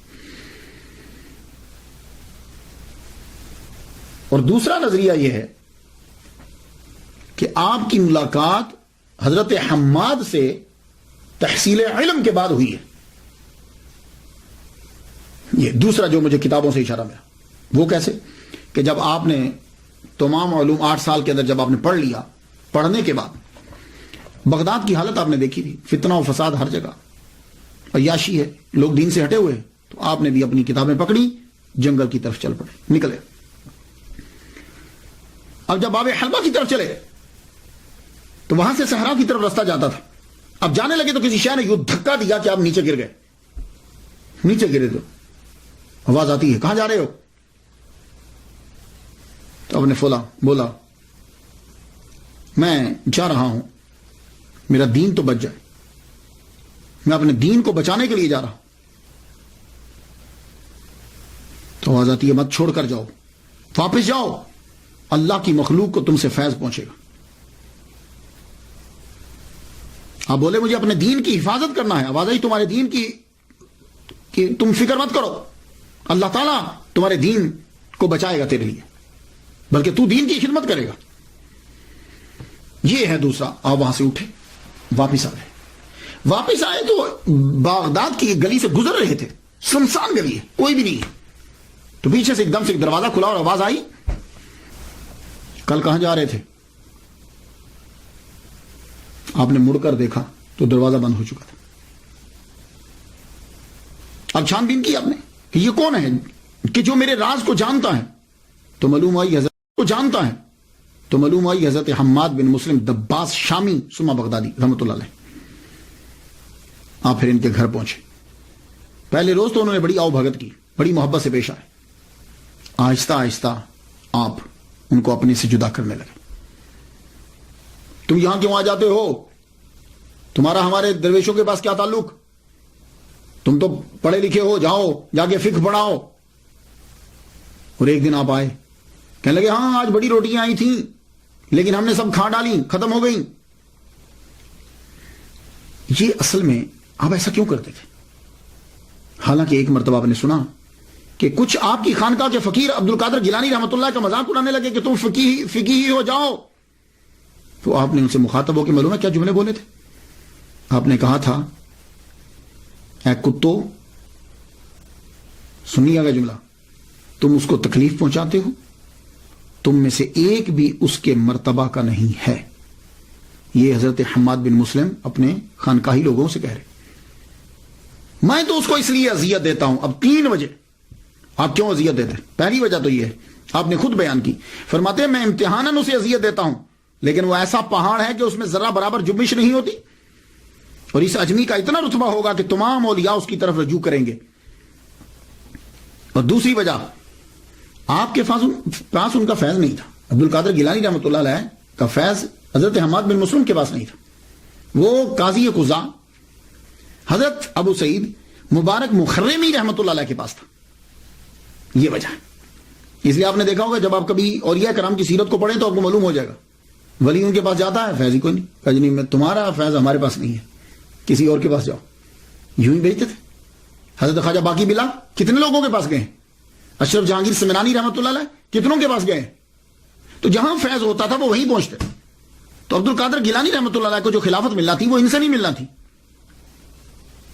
یہ دوسری وجہ۔ تیسری وجہ کیا ہے کہ ابھی ان کو مجاہدے اور کروانے ہیں، ابھی بڑا وقت ہے، کم از کم 14 سال ہیں باقی، ابھی 13-14 سال باقی ہیں۔ تو اب آپ نے کہا کہ اگر میں اپنے پاس محبت کروں گا یہ یہی رکے رہیں گے۔ تو جب آپ نے یوں اذیت دینا شروع کی، اب آپ سے آہستہ آہستہ وہاں سے کم ہو کر اب آپ نے اس کے بعد بایعت جو کی وہ حضرت ابو سعید مبارک مخرمی رحمۃ اللہ علیہ کی بایعت کی۔ آپ ان کے استاد بھی ہیں اور آپ مدرس بھی ہیں، پرنسپل بھی ہیں۔ آپ نے محلہ باب الازج میں آپ نے ایک مدرسہ بنایا تھا، اس مدرسے میں خود پڑھاتے تھے، اور تصوف کے اندر اتنے گئے کہ آپ نے قاضی کی سیٹ چھوڑ دی۔ ان کی بایعت کی عبد القادر گیلانی رحمۃ اللہ علیہ، اور یہ بھی حنبلی تھے۔ تو اب مجاہدات شروع ہو گئے آپ کے۔ اب میں یہاں پڑھتا ہوں کہ کہتے ہیں کہ 20 سال آپ نے مجاہدہ کیا ہے، 20 سال جو ہے نا وہ جنگلوں میں پھرتے رہے۔ تو یہاں میں عرض کرنا چاہوں گا کہ جب ہم دیکھتے ہیں، سالوں کو گنتے ہیں، ان پہ تحقیق کرتے ہیں، تو کچھ لوگ جو ہیں وہ محبت میں آ کے سال بڑھا دیتے ہیں کہ اتنے سال مشقتیں اٹھائیں، اتنے لوگوں سے ملے۔ لیکن وہ جب ہم تحقیق کرتے ہیں تو یہ کوئی ضروری نہیں ہوتا کہ ایک آدمی 40 سال مجاہدے کرے گا ہی تو مرتبہ ملے گا۔ ہو سکتا ہے کہ ان کو ایک دن میں مل جائے، کوئی دن بڑھانے کی ضرورت نہیں ہوتی۔ اب یہ جو کہا گیا کہ 20 سال تک آپ جو ہے وہ مجاہدے کرتے رہے، اب ذرا دیکھ لیجئے، میرے نزدیک یہ صرف کچھ دورانیہ 13 سال کا بنتا ہے. وہ کس طرح؟ اب ذرا دلیل سن لیجئے. 18 سال کی عمر میں آپ نے تعلیم شروع کی، تو 8 سال بغداد میں مختلف مدارس میں آپ پڑھتے رہے. کتنی عمر ہوگی؟ 18 اور 8 26. پھر آپ نے مجاہدہ شروع کیا، ٹھیک ہے. تو حضرت ابو سعید مبارک مخرمی رحمۃ اللہ علیہ نے آپ کو خلافت دی. خلافت دینے کے بعد آپ کو اپنے مدرس کا انچارج، مدرسے کا انچارج بنایا، اور وہیں آپ کو تدریس کے لیے بھی بولا. تو آپ جانتے ہیں کہ مبارک مخرمی حنبلی رحمۃ اللہ علیہ کا وصال 513 میں ہوا ہے، 513 ہجری میں ہوا ہے، اور اس وقت حضرت عبد القادر گیلانی رحمۃ اللہ علیہ کی عمر 43 سال تھی. تو کم از کم اگر پیر کی موجودگی میں 3 سال بھی پڑھایا ہو تو آپ کی عمر 40 سال تو تھی جب آپ مدرسے میں ہوئے. تو جب مجاہدہ چھوڑا اور تدریس شروع کی، 40 سال تو عمر ہونی چاہیے. تو اب آپ خود سوچ لیجئے کہ 26 سال کی عمر میں تو آپ پڑھ کر فارغ ہوئے ہیں، تو اب 26 کے بعد کتنے لگائیں گے آپ کے 40 بن جائیں. تو اسی لیے میں کہتا ہوں کہ آپ کا دورانیہ جو ہے وہ 13-14 سال کا ہے، اور اس میں 11 سال آپ کا مجاہدہ جو ہے وہ برج کا ہے. ہاں اگر کوئی صاحب یہ کہتے ہیں کہ جی ہم ان کا مجاہدہ جو ہے وہ دوران تعلیم کا دورانیہ جو ہے وہ بھی شامل کرتے ہیں، تو ٹھیک ہے، پھر اس کے پھر بن جاتا ہے کہ اگر آپ یہ کہیں کہ وہ بھی مجاہدہ ہی تھا. آپ نے پڑھا، پڑھنے کے بعد اب آپ ریاضت اور مجاہدے کے لیے اپنے پیر کی کہنے کے اوپر، حضرت خضر علیہ السلام بھی آپ کی تربیت کر رہے. پہلے وہ سال کے بعد آتے تھے، 3 سال تک انہوں نے اسی طرح کیا. وہ 1 سال میں آتے، پھر سال کے بعد آتے، پھر سال کے بعد آتے، پھر اس کے بعد آپ زیادہ آنے لگ گئے، آپ کی تربیت کرتے. بلکہ بعض اوقات تو ایسا ہوتا کہ آپ رہتے ہی ان کے ساتھ. اب انسان کی جو بھری جوانی ہوتی ہے، 40 سال تک انسان کی تقریباً جوانی رہتی ہے اگر وہ اپنی چیزوں کو سنبھال کے رکھے. 40 سال تک تو رہتی. اب 40 سال کے اندر عبد القادر گیلانی رحمۃ اللہ علیہ کے کردار پر کوئی آدمی انگلی نہیں اٹھا سکتا کہ وہ یہ کہے کہ یہ عبد القادر گیلانی رحمۃ اللہ نے یوں کیا یوں کیا. ولادت سے لے کے 40 سال تک یہ بھری جوانی کا ٹائم ہے. جب سے آپ جوان 18 سے لے لیجیے، کوئی آدمی انگلی نہیں اٹھا سکتا. لیکن اس کو کنٹرول کرنے کے لیے آدمی کے لیے سب سے بہترین طریقہ یہ ہوتا ہے روزے. تو عبد القادر گیلانی رحمۃ اللہ علیہ نے روزے رکھے. آپ کی عمر 18 سال کے بعد 40 سال تک بیچ میں مجاہدہ اور تعلیم کا دورانیہ روزے رکھ رہے ہیں، سحری اور افطار، سحری اور افطار. لیکن سحری اور افطار ہوتا کیسے؟ سحری اور افطار کبھی پانی پہ ہو رہا ہے، سحری بھی پانی پہ، افطاری بھی پانی پہ. اور کبھی کیا ہوتا ہے کہ سحری درخت کے پتوں سے، افطاری بھی درخت کے پتوں کے ساتھ. بھوک چیخ پڑی، نفس چیخ پڑا، اتنے مجاہدے کیے آپ نے. اور بعض کا تو ایسا ہوتا کہ آپ کو نیند آ جاتی، نیند آتی تو آپ بیٹھ جاتے. سجدے میں ہیں، نیند آئی ہے، ایک دم بیٹھ گئے، پھر بیٹھے بیٹھے نیند آ گئی، ایک دم کھڑے ہو گئے.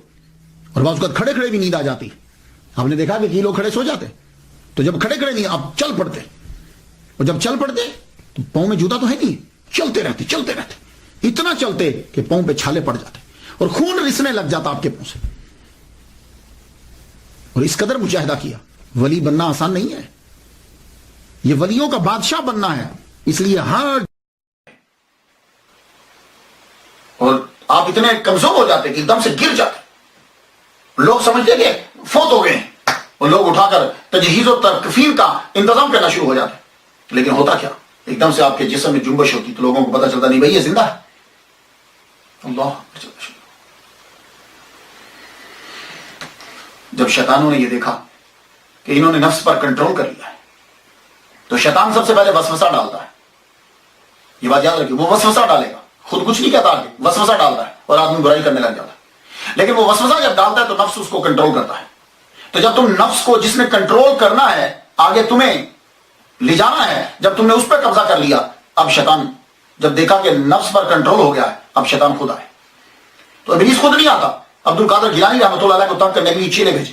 اب چیلے آپ کے سامنے آ کر کھڑے ہو جاتے اور آپ بھوک سے نڈال ہو کے گرے پڑے. اب وہ آپ کو مارنے کے لیے آگے بڑھتے، اللہ تعالیٰ ایک دم سے فرشتوں کی جماعت کو بھیجتا، وہ آ کے لڑتے اور ان کو مارتے. اب جب یہ شیطانوں نے یہ دیکھا کہ ہمارا بس نہیں چل رہا. اب ابلیس خود آیا. ابلیس خود نہیں آتا، یہ یاد رکھیے. ابلیس خود نہیں آتا، وہ اس کے چیلے ہی بڑے پاورفل ہیں. لیکن عبد القادر گیلانی رحمۃ اللہ علیہ نے شیطانی دنیا کو تباہ کر کے رکھ دیا. بن نہ اٹھے. اب شیطان خود آئے. ابلیس خود آتا ہے. ابلیس خود آتا ہے. اب خود آ کے اس نے غوث سمدانی کو بڑا تنگ کیا. ایک دفعہ تو مارنے کے لیے آگے بڑھا. کہنے لگا تم نے کیا ہمیں تباہ کر دیا ہے. عبد القادر گیلانی رحمۃ اللہ کو جب مارنے کے لیے آگے بڑھا، آپ فرماتے ہیں دم سے ایک ہاتھ ظاہر ہوا اور اس کے سر کے اوپر اتنی زور سے پڑا کہ یہ زمین کے اندر پھنس گیا.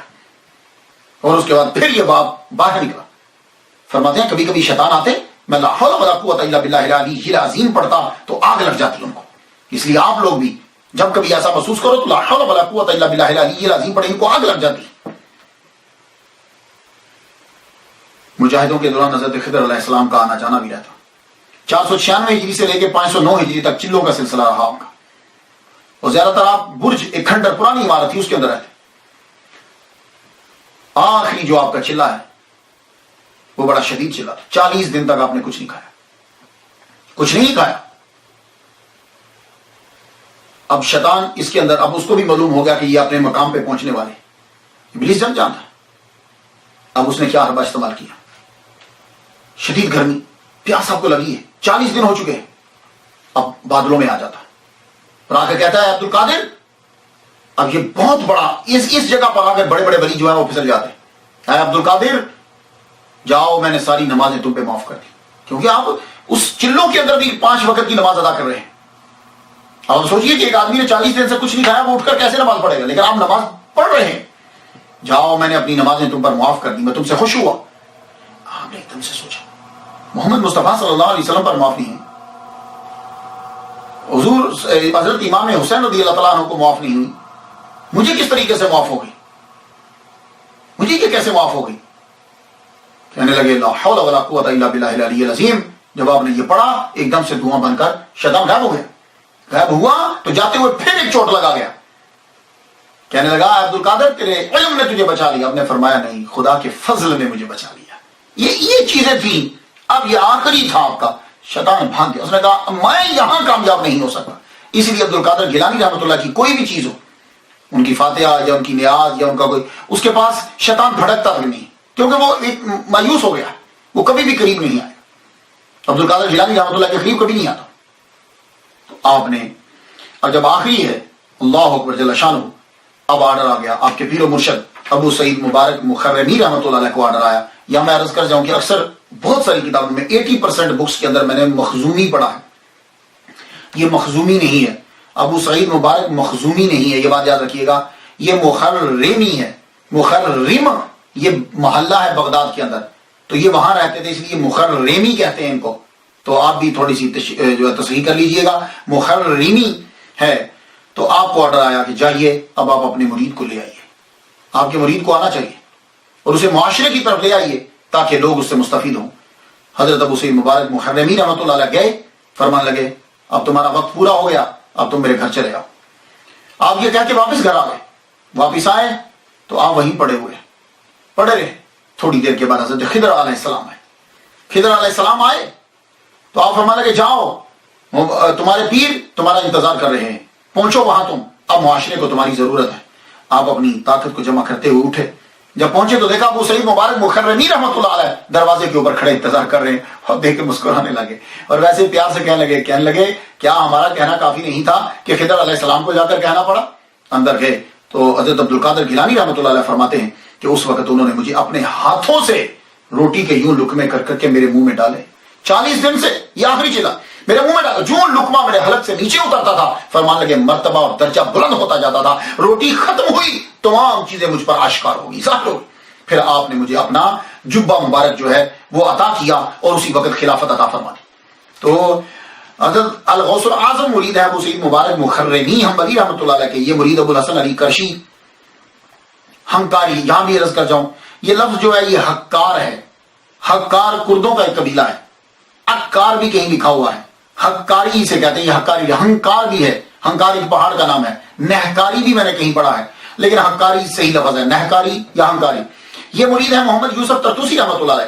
یہ مرید ابو الواحد عبد الواحد تمیمی رحمۃ اللہ علیہ کے، یہ مرید عبد العزیز جمنی رحمۃ اللہ علیہ کے، یہ مرید حضرت ابوبکر شبلی رحمۃ اللہ علیہ کے، یہ مرید حضرت جنید بغدادی رحمۃ اللہ علیہ کے، اور یہ مرید حضرت سری ساختی رحمۃ اللہ علیہ کے، اور یہ مرید حضرت معروف کرخی رحمۃ اللہ علیہ کے، اور یہ مرید حضرت داؤد طائی رحمۃ اللہ علیہ کے، اور یہ مرید حضرت حبیب اعجمی رحمۃ اللہ علیہ کے، اور یہ مرید تھے حضرت حسن بصری رحمۃ اللہ علیہ کے، اور حضرت حسن بصری رحمۃ اللہ مرید حضرت مولا علی شیر خدا رضی اللہ عنہ۔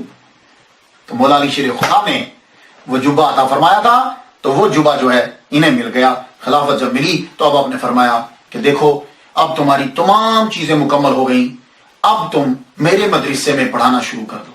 تو آپ کے بنائے ہوئے مدرسے کا انچارج دے دیا، حضرت انچارج جب بنا دیا تو اسی مدرسے کا نام بعد میں مدرسہ قادریہ بنا، اسی مدرسے میں اب آپ کا روزہ طہارہ ہے۔ سن لیا آپ نے؟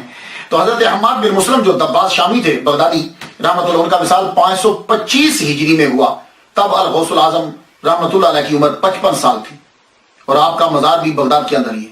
حضرت ابو سعید مبارک مخرمی رحمۃ اللہ علیہ 513 ہجری میں آپ کا وصال ہوا، اس وقت حضرت غوث العظم رحمۃ اللہ علیہ کی عمر 43 سال تھی، اور آپ کا مزار مبارک بھی آپ کے قائم کردہ مدرسہ میں ہی ہے۔ اللہ اکبر جل شانہ۔ اس کے بعد آپ نے تدریس اور تقریر شروع کر دی۔ پہلے تدریس شروع کی، تقریر آپ نے شروع نہیں کی، تدریس شروع کی، اور آپ نے پڑھانا جب شروع کیا اسی مدرسے کے اندر فجر سے ظہر تک تفسیر، حدیث، فقہ، اصول فقہ پڑھاتے۔ ظہر کی نماز کے بعد آپ تجوید پڑھاتے۔ آہستہ آہستہ جو ہیں لوگ آپ کے مدرسہ میں آنا شروع ہو گئے۔ جب آپ پڑھانے لگے تو آپ ظہر سے تھوڑی دیر پہلے آپ کیلولہ کیا کرتے تھے۔ جب آپ کی عمر جو ہے وہ 51 سال کے قریب ہوئی، 51 سال آپ کی عمر ہو گئی، پڑھاتے ہوئے تقریباً آپ کو 10 سال گزر گئے، 51 سال آپ کی عمر ہوئی تو قیلولہ فرما رہے ہیں کہ حضور صلی اللہ علیہ وسلم کا دیدار ہو گیا، اور آپ دیکھتے ہیں یوں سرکار صلی اللہ علیہ وسلم جلوہ فرما ہے، اور آپ فرمانے لگے عبد القادر تو پڑھاتا کیوں نہیں، تقریر کیوں نہیں کرتا؟ عرض کی حضور یہ سب لوگ عربی بولتے ہیں، میں فارسی ہوں، اجمی ہوں، کیسے تقریر کروں؟ تو اسی وقت عالم رویا میں دیکھ رہے ہیں حضور صلی اللہ علیہ وسلم نے اپنا لعاب دہن ان کے منہ میں 7 مرتبہ ڈالا، فرمانا کہ آج سے تقریر شروع۔ اللہ اکبر جل شانہ، آج سے تقریر شروع۔ اور آپ جب اٹھتے ہی آپ نے اعلان کیا کہ ظہر کی نماز کے بعد میں تقریر کروں گا۔ تو یہ پہلی تقریر کہ ظہر کی نماز کے بعد جو ہے وہ میں تقریر کروں گا، آپ نے اعلان کر دیا۔ جو ہی آپ ممبر پہ بیٹھے، چند آدمی آگے تھے آپ کے، وہ جو شاگرد تھے، کچھ وہ کچھ نمازی، آپ ممبر پہ بیٹھے، اب تقریر کرنے لگے۔ تو آدمی جب ایک دم سے پہلی تقریر اور پھر بہت زیادہ علم ہو، کہاں سے شروع کرے؟ پھر ایک دم ایک عجیب سی کیفیت طاری ہوئی، دیکھتے ہیں کہ مولا علی شیر خدا نظر آ رہے ہیں۔ فرماتے ہیں بیٹے تقریر شروع کیوں نہیں کرتے؟ کہا جھجک ہو رہی ہے۔ آپ نے 6 مرتبہ اپنا لعاب دہن ان کے منہ مبارک میں ڈالا۔ اب جو تقریر شروع کی، جس کے منہ مبارک میں نبی کا لعاب دہن ہو، مولا علی کا ہو، اللہ اکبر، ایک علم کا شہر ہے، دوسرا علم کا دروازہ ہے، اب غوث اعظم کے منہ سے کیوں نہیں نکلے گا سمندر؟ اللہ اکبر جل شانہ۔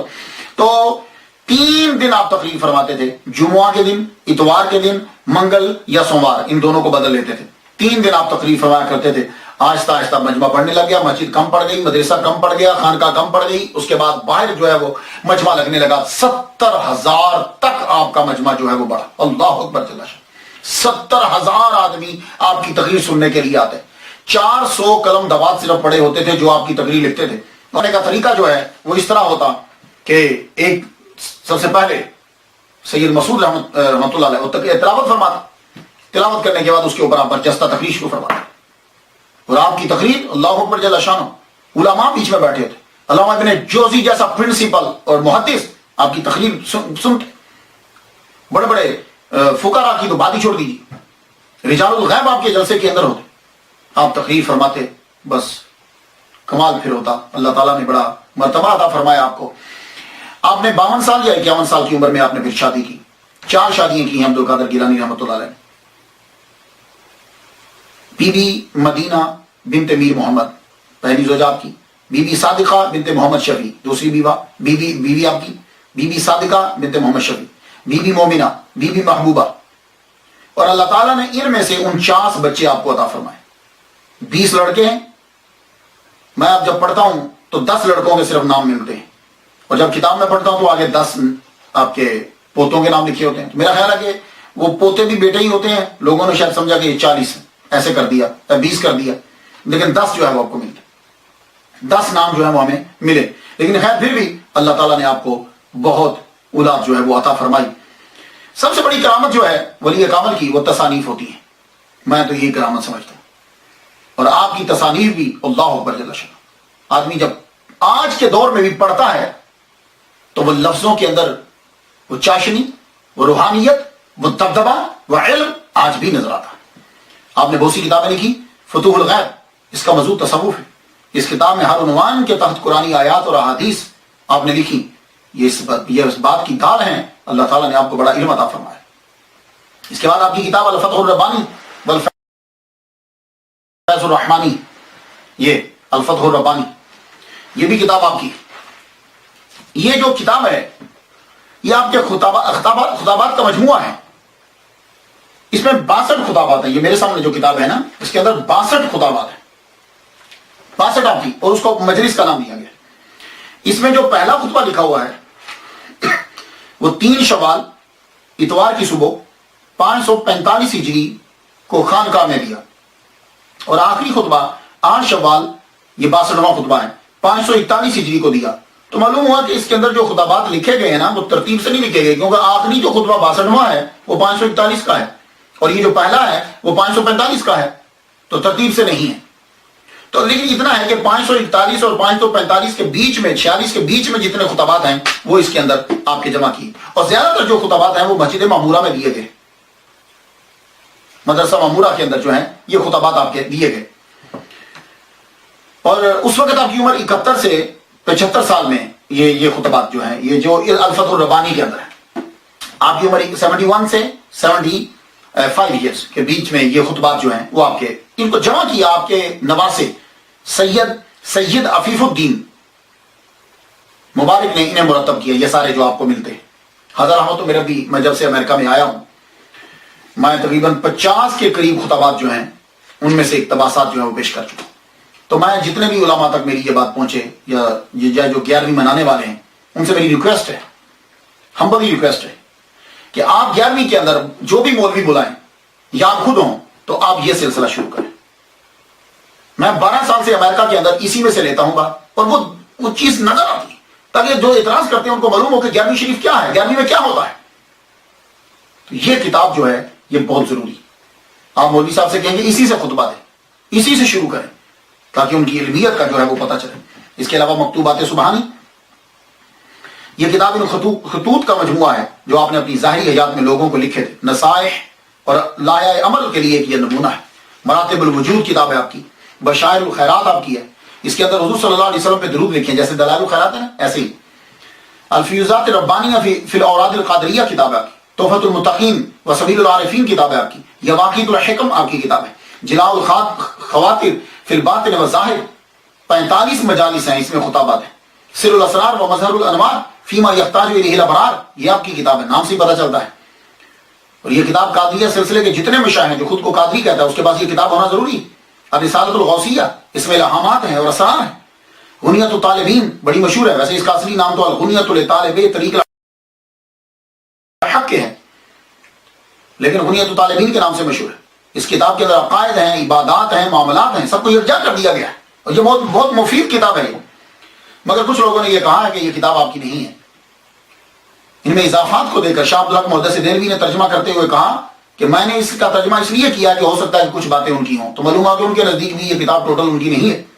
ملا القاری کے استاد علامہ ابن حجر مکی نے یہ کہا ہے کہ اس کتاب کے اندر کچھ شامل کر دیا گیا، اور باقی یہ تو میں نے بھی خود پڑھا ہے، میں نے 1-2 نسخے دیکھے ہیں اس کے اندر کہ کافی ساری چیزیں اس کے اندر بعد میں ڈال دی گئی۔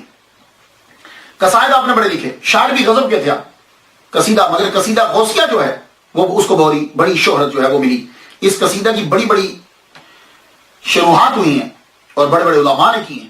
امام محمد رضا خان بریلوی رحمۃ اللہ علیہ نے، سید شاہ محمد غوث قادری رحمۃ اللہ علیہ، تقریباً کہتے ہیں 18 شروحات قصیدہ غوثیہ کی ہیں۔ اللہ اکبر جل جلالہ۔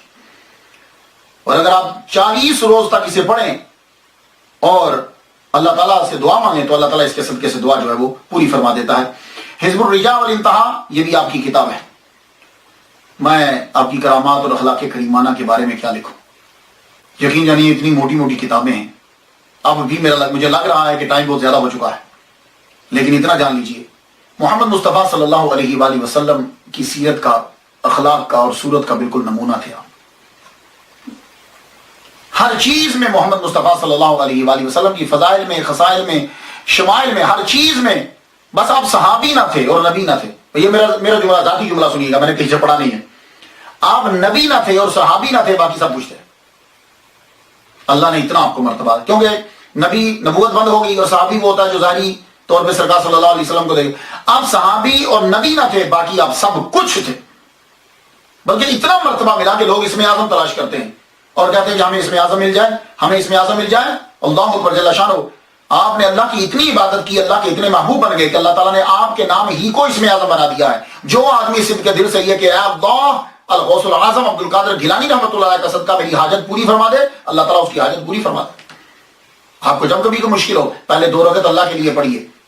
اللہ کے لیے پڑھنے کے بعد فاتحہ ایک مرتبہ 3 بار کوئی شریف پڑھ کے اس کا ثواب دیجیے حضرت عبد القادر گیلانی رحمۃ اللہ. پھر عرض کیجیے یا اللہ اس ولی کامل کا صدقہ میری حاجت کو پورا فرما دے. خواجہ معین الدین چشتی رحمۃ اللہ کی ملاقات ثابت کی جاتی ہے آپ سے کہ آپ جو ہے وہ ان سے 2 مرتبہ ملے ہیں. لیکن یہاں میں ایک نقطہ عرض کر جاؤں. اکثر یہ ہوتا ہے کہ ملاقات ثابت کر دی جاتی ہے. ملاقات اس طرح ثابت کی گئی کہ 1 ماہ تک عبد القادر گیلانی 1 ماہ تک خواجہ معین الدین اجمیری چشتی رحمۃ اللہ علیہ مدینہ شریف میں جھاڑو پھیرتے رہے. حضور صلی اللہ علیہ وسلم نے پوچھا کیا چاہیے تمہیں؟ کہا جی مجھے کسی ملک کی ولایت دے دیجیے.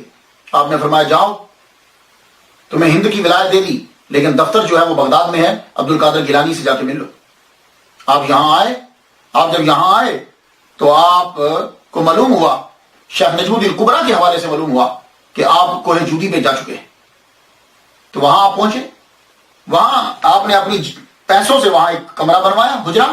وہاں 57 دن آپ ان کے ساتھ رہے. یہاں عبد القادر گیلانی رحمۃ اللہ علیہ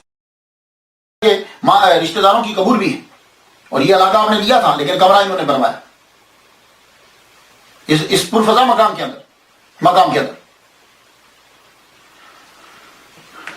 اور آپ بھی اس کمرہ میں ان کے ساتھ رہے. کتاب کا نام ہے بڑی سوانح عمری. مورخ ہیں مولوی اللہ حافظ چشتی. انہوں نے لکھا کہ گیلان قیام کرنے کے بعد ان کے ساتھ ہی بغداد آئے اور کچھ ماہ جو ہے ان کے ساتھ رہے. اور دوسری کتابیں میں نے پڑھی تو لگتا ہے 5 ماہ اور 7 دن رہے. لیکن یہاں میری ذرا عرض سن لیجیے. خواجہ معین الدین اجمیری چشتی رحمۃ اللہ علیہ کی ولادت 536 ہجری میں ہوئی ہے، اور عبد القادر گیلانی رحمۃ اللہ علیہ کی ولادت 470 ہجری میں ہوئی ہے. ٹھیک ہے، پھر سن لیجیے. 536 میں خواجہ معین الدین، 470 میں عبد القادر گیلانی رحمۃ اللہ علیہ. تو معین الدین چشتی رحمۃ اللہ علیہ خواجہ معین الدین چشتی رحمۃ اللہ علیہ عبد القادر گیلانی رحمۃ اللہ علیہ سے 66 سال بعد پیدا ہوئے ہیں. بہت دھیان سے بھی ذرا سنیے گا. خواجہ معین الدین اجمیری چشتی رحمۃ اللہ علیہ عبد القادر گیلانی رحمۃ اللہ علیہ سے 66 سال 66 years after ان کے 66 سال بعد پیدا ہوئے. اور جب آپ پڑھ کر فارغ ہوئے تو آپ کی عمر 24 سال تھی. جائیے تاریخ پڑھ لیجیے. خواجہ معین الدین اجمیری چشتی کی عمر 24 سال تھی اور اس وقت غوث الاعظم کی عمر 90 سال تھی. 91 سال میں عبد القادر گیلانی رحمۃ اللہ علیہ کا وصال ہو گیا ہے. ٹھیک ہے. کم از کم 8 سال معین الدین چشتی رحمۃ اللہ علیہ نے خواجہ عثمان ہرونی رحمۃ اللہ علیہ کی خدمت کی ہے. کم از کم کی میں بات بتا رہا ہوں، ویسے تو لوگوں نے زیادہ بھی لکھا ہے. 8 سال. پھر خلافت لی. خلافت کے بعد آپ کی ملاقات عبد القادر گیلانی رحمۃ اللہ علیہ سے ثابت ہے. تو معلوم ہے کہ جب آپ نے خلافت لی ہے، عبد القادر خواجہ معین الدین چشتی رحمۃ اللہ علیہ نے جب خلافت لی ہے تو اس وقت عبد القادر گیلانی رحمۃ اللہ کو دنیا سے گئے ہوئے 7 سال ہو چکے ہیں. 7 سال اس وقت آپ کو ہو چکے تھے. تو مجھے صرف اتنا لگتا ہے کہ جب آپ بغداد پڑھنے کے لیے تشریف لائے ہیں، بغداد کبھی آئے ہیں آپ، تب آپ کی عمر عبد القادر گیلانی رحمۃ اللہ کی عمر 90 سال تھی. آخری ایام تھے چلوں میں اور زیادہ تر سیکلوژن، آپ گوشہ نشینی میں رہتے تھے. تو یہ ہو سکتا ہے کہ آپ نے ان سے ملاقات کی ہو، اور وہ بھی ابتدا میں آپ نے ان سے ملاقات کی ہو. کیوں؟ اس لیے عبد القادر گیلانی رحمۃ اللہ علیہ رشتے میں خواجہ معین الدین اجمیری چشتی کے ماموں لگتے ہیں. تو ہو سکتا ہے کہ 90 سال سے قبل نہیں، 90 سال میں آپ کی ملاقات ہوئی اور اس کے بعد 91 میں آپ دنیا سے جو ہے وہ رخصت ہو گئے. یہ تو میں ویسے تاریخی حوالوں سے بات کر رہا تھا، ورنہ خواجہ معین الدین اجمیری چشتی رحمہ اللہ اور ان کو آپس میں ملنے کے لیے یہ ضرورت ہی نہیں ہے دنیا کی. آج بھی آپ میں سے جو ولی کامل ہیں بڑے، وہ جانتے ہیں کہ بغداد میں آج بھی میٹنگ ہوتی ہے، جو 2 مجلسیں ہوتی ہیں، ایک مدینہ میں اور ایک بغداد کے اندر، آج بھی لوگ وہاں موجود ہوتے ہیں۔ اللہ اکبر جل شانہ۔ قادریہ سلسلہ جو ہے،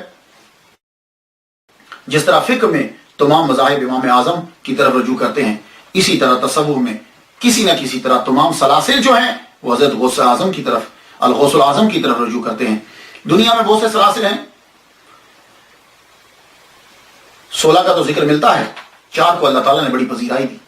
شیخ عبد القادر گیلانی سلسلہ قادریہ، شیخ شہاب الدین سہروردی سلسلہ سہروردیہ، شیخ معین الدین چشتی سلسلہ چشتیہ، شیخ بہادر نقشبند سلسلہ نقشبندیہ، شاذلی سلسلہ بھی مشہور ہے مگر یہ عرب سائڈ پر ہے، تو ہندوستان میں قادریہ اور چشتیہ زیادہ مشہور ہے۔ ہندوستان بنگال میں حضرت شاہ نعمت اللہ قادری فیروز آبادی قادریہ سلسلے کو لے کر آئے، ہندوستان دکن میں حضرت شاہ نعمت اللہ قادری دکنی سلسلہ قادریہ کو لے کر آئے 1400 میں، یعنی 613 سال قبل۔ غوث پاک کے مدرسہ میں پڑھنے والے لوگوں نے پوری دنیا میں اسلام پھیلایا، وہاں سے لوگ نکلتے تھے، حتیٰ کہ چائنا میں، آج آپ چائنا میں بھی چلے جائیں تو وہاں بھی 6ٹھی جنریشن قادریہ سلسلہ کی 6ٹھی نسل پروان چڑھ رہی ہے۔ مزار بھی ہیں، مزار بھی ہیں، اور قادریہ سلسلے کو ماننے والے بھی ہیں۔ آپ نے 91 سال اس دار فانی میں گزارے، اس کے بعد 8 کو، 9 کو، 10 کو، 11 یا 14 یا 17 ربیع الثانی کو بروز اتوار دن کے وقت آپ دنیا سے رخصت ہو گئے۔ رخصت ہوئے تو آپ کے بیٹے نے آپ کا جنازہ پڑھا ہے۔ علامہ ابن جوزی کے نواسے علامہ شمس الدین ابو المظفر یوسف نے اپنی تاریخ میں لکھا ہے کہ آپ نے 561 ہجری میں وصال فرمایا۔ اتنا، جن کے مجمع میں تقریر سننے کے لیے 70,000 آدمی ہے، جب آپ دنیا سے گئے ہوں گے تو کتنے بندے ہوں گے؟ دروازہ بند کر دیا، اندر ہی چند بندوں نے مل کر جنازہ پڑھایا گیا اور دفنا دیا گیا۔ صبح کے وقت دروازے کو جو ہے وہ کھول دیا، اب لوگ جو ہے وہ جوک در جوک جو ہے وہ آنے لگے۔ اللہ اکبر جل شان۔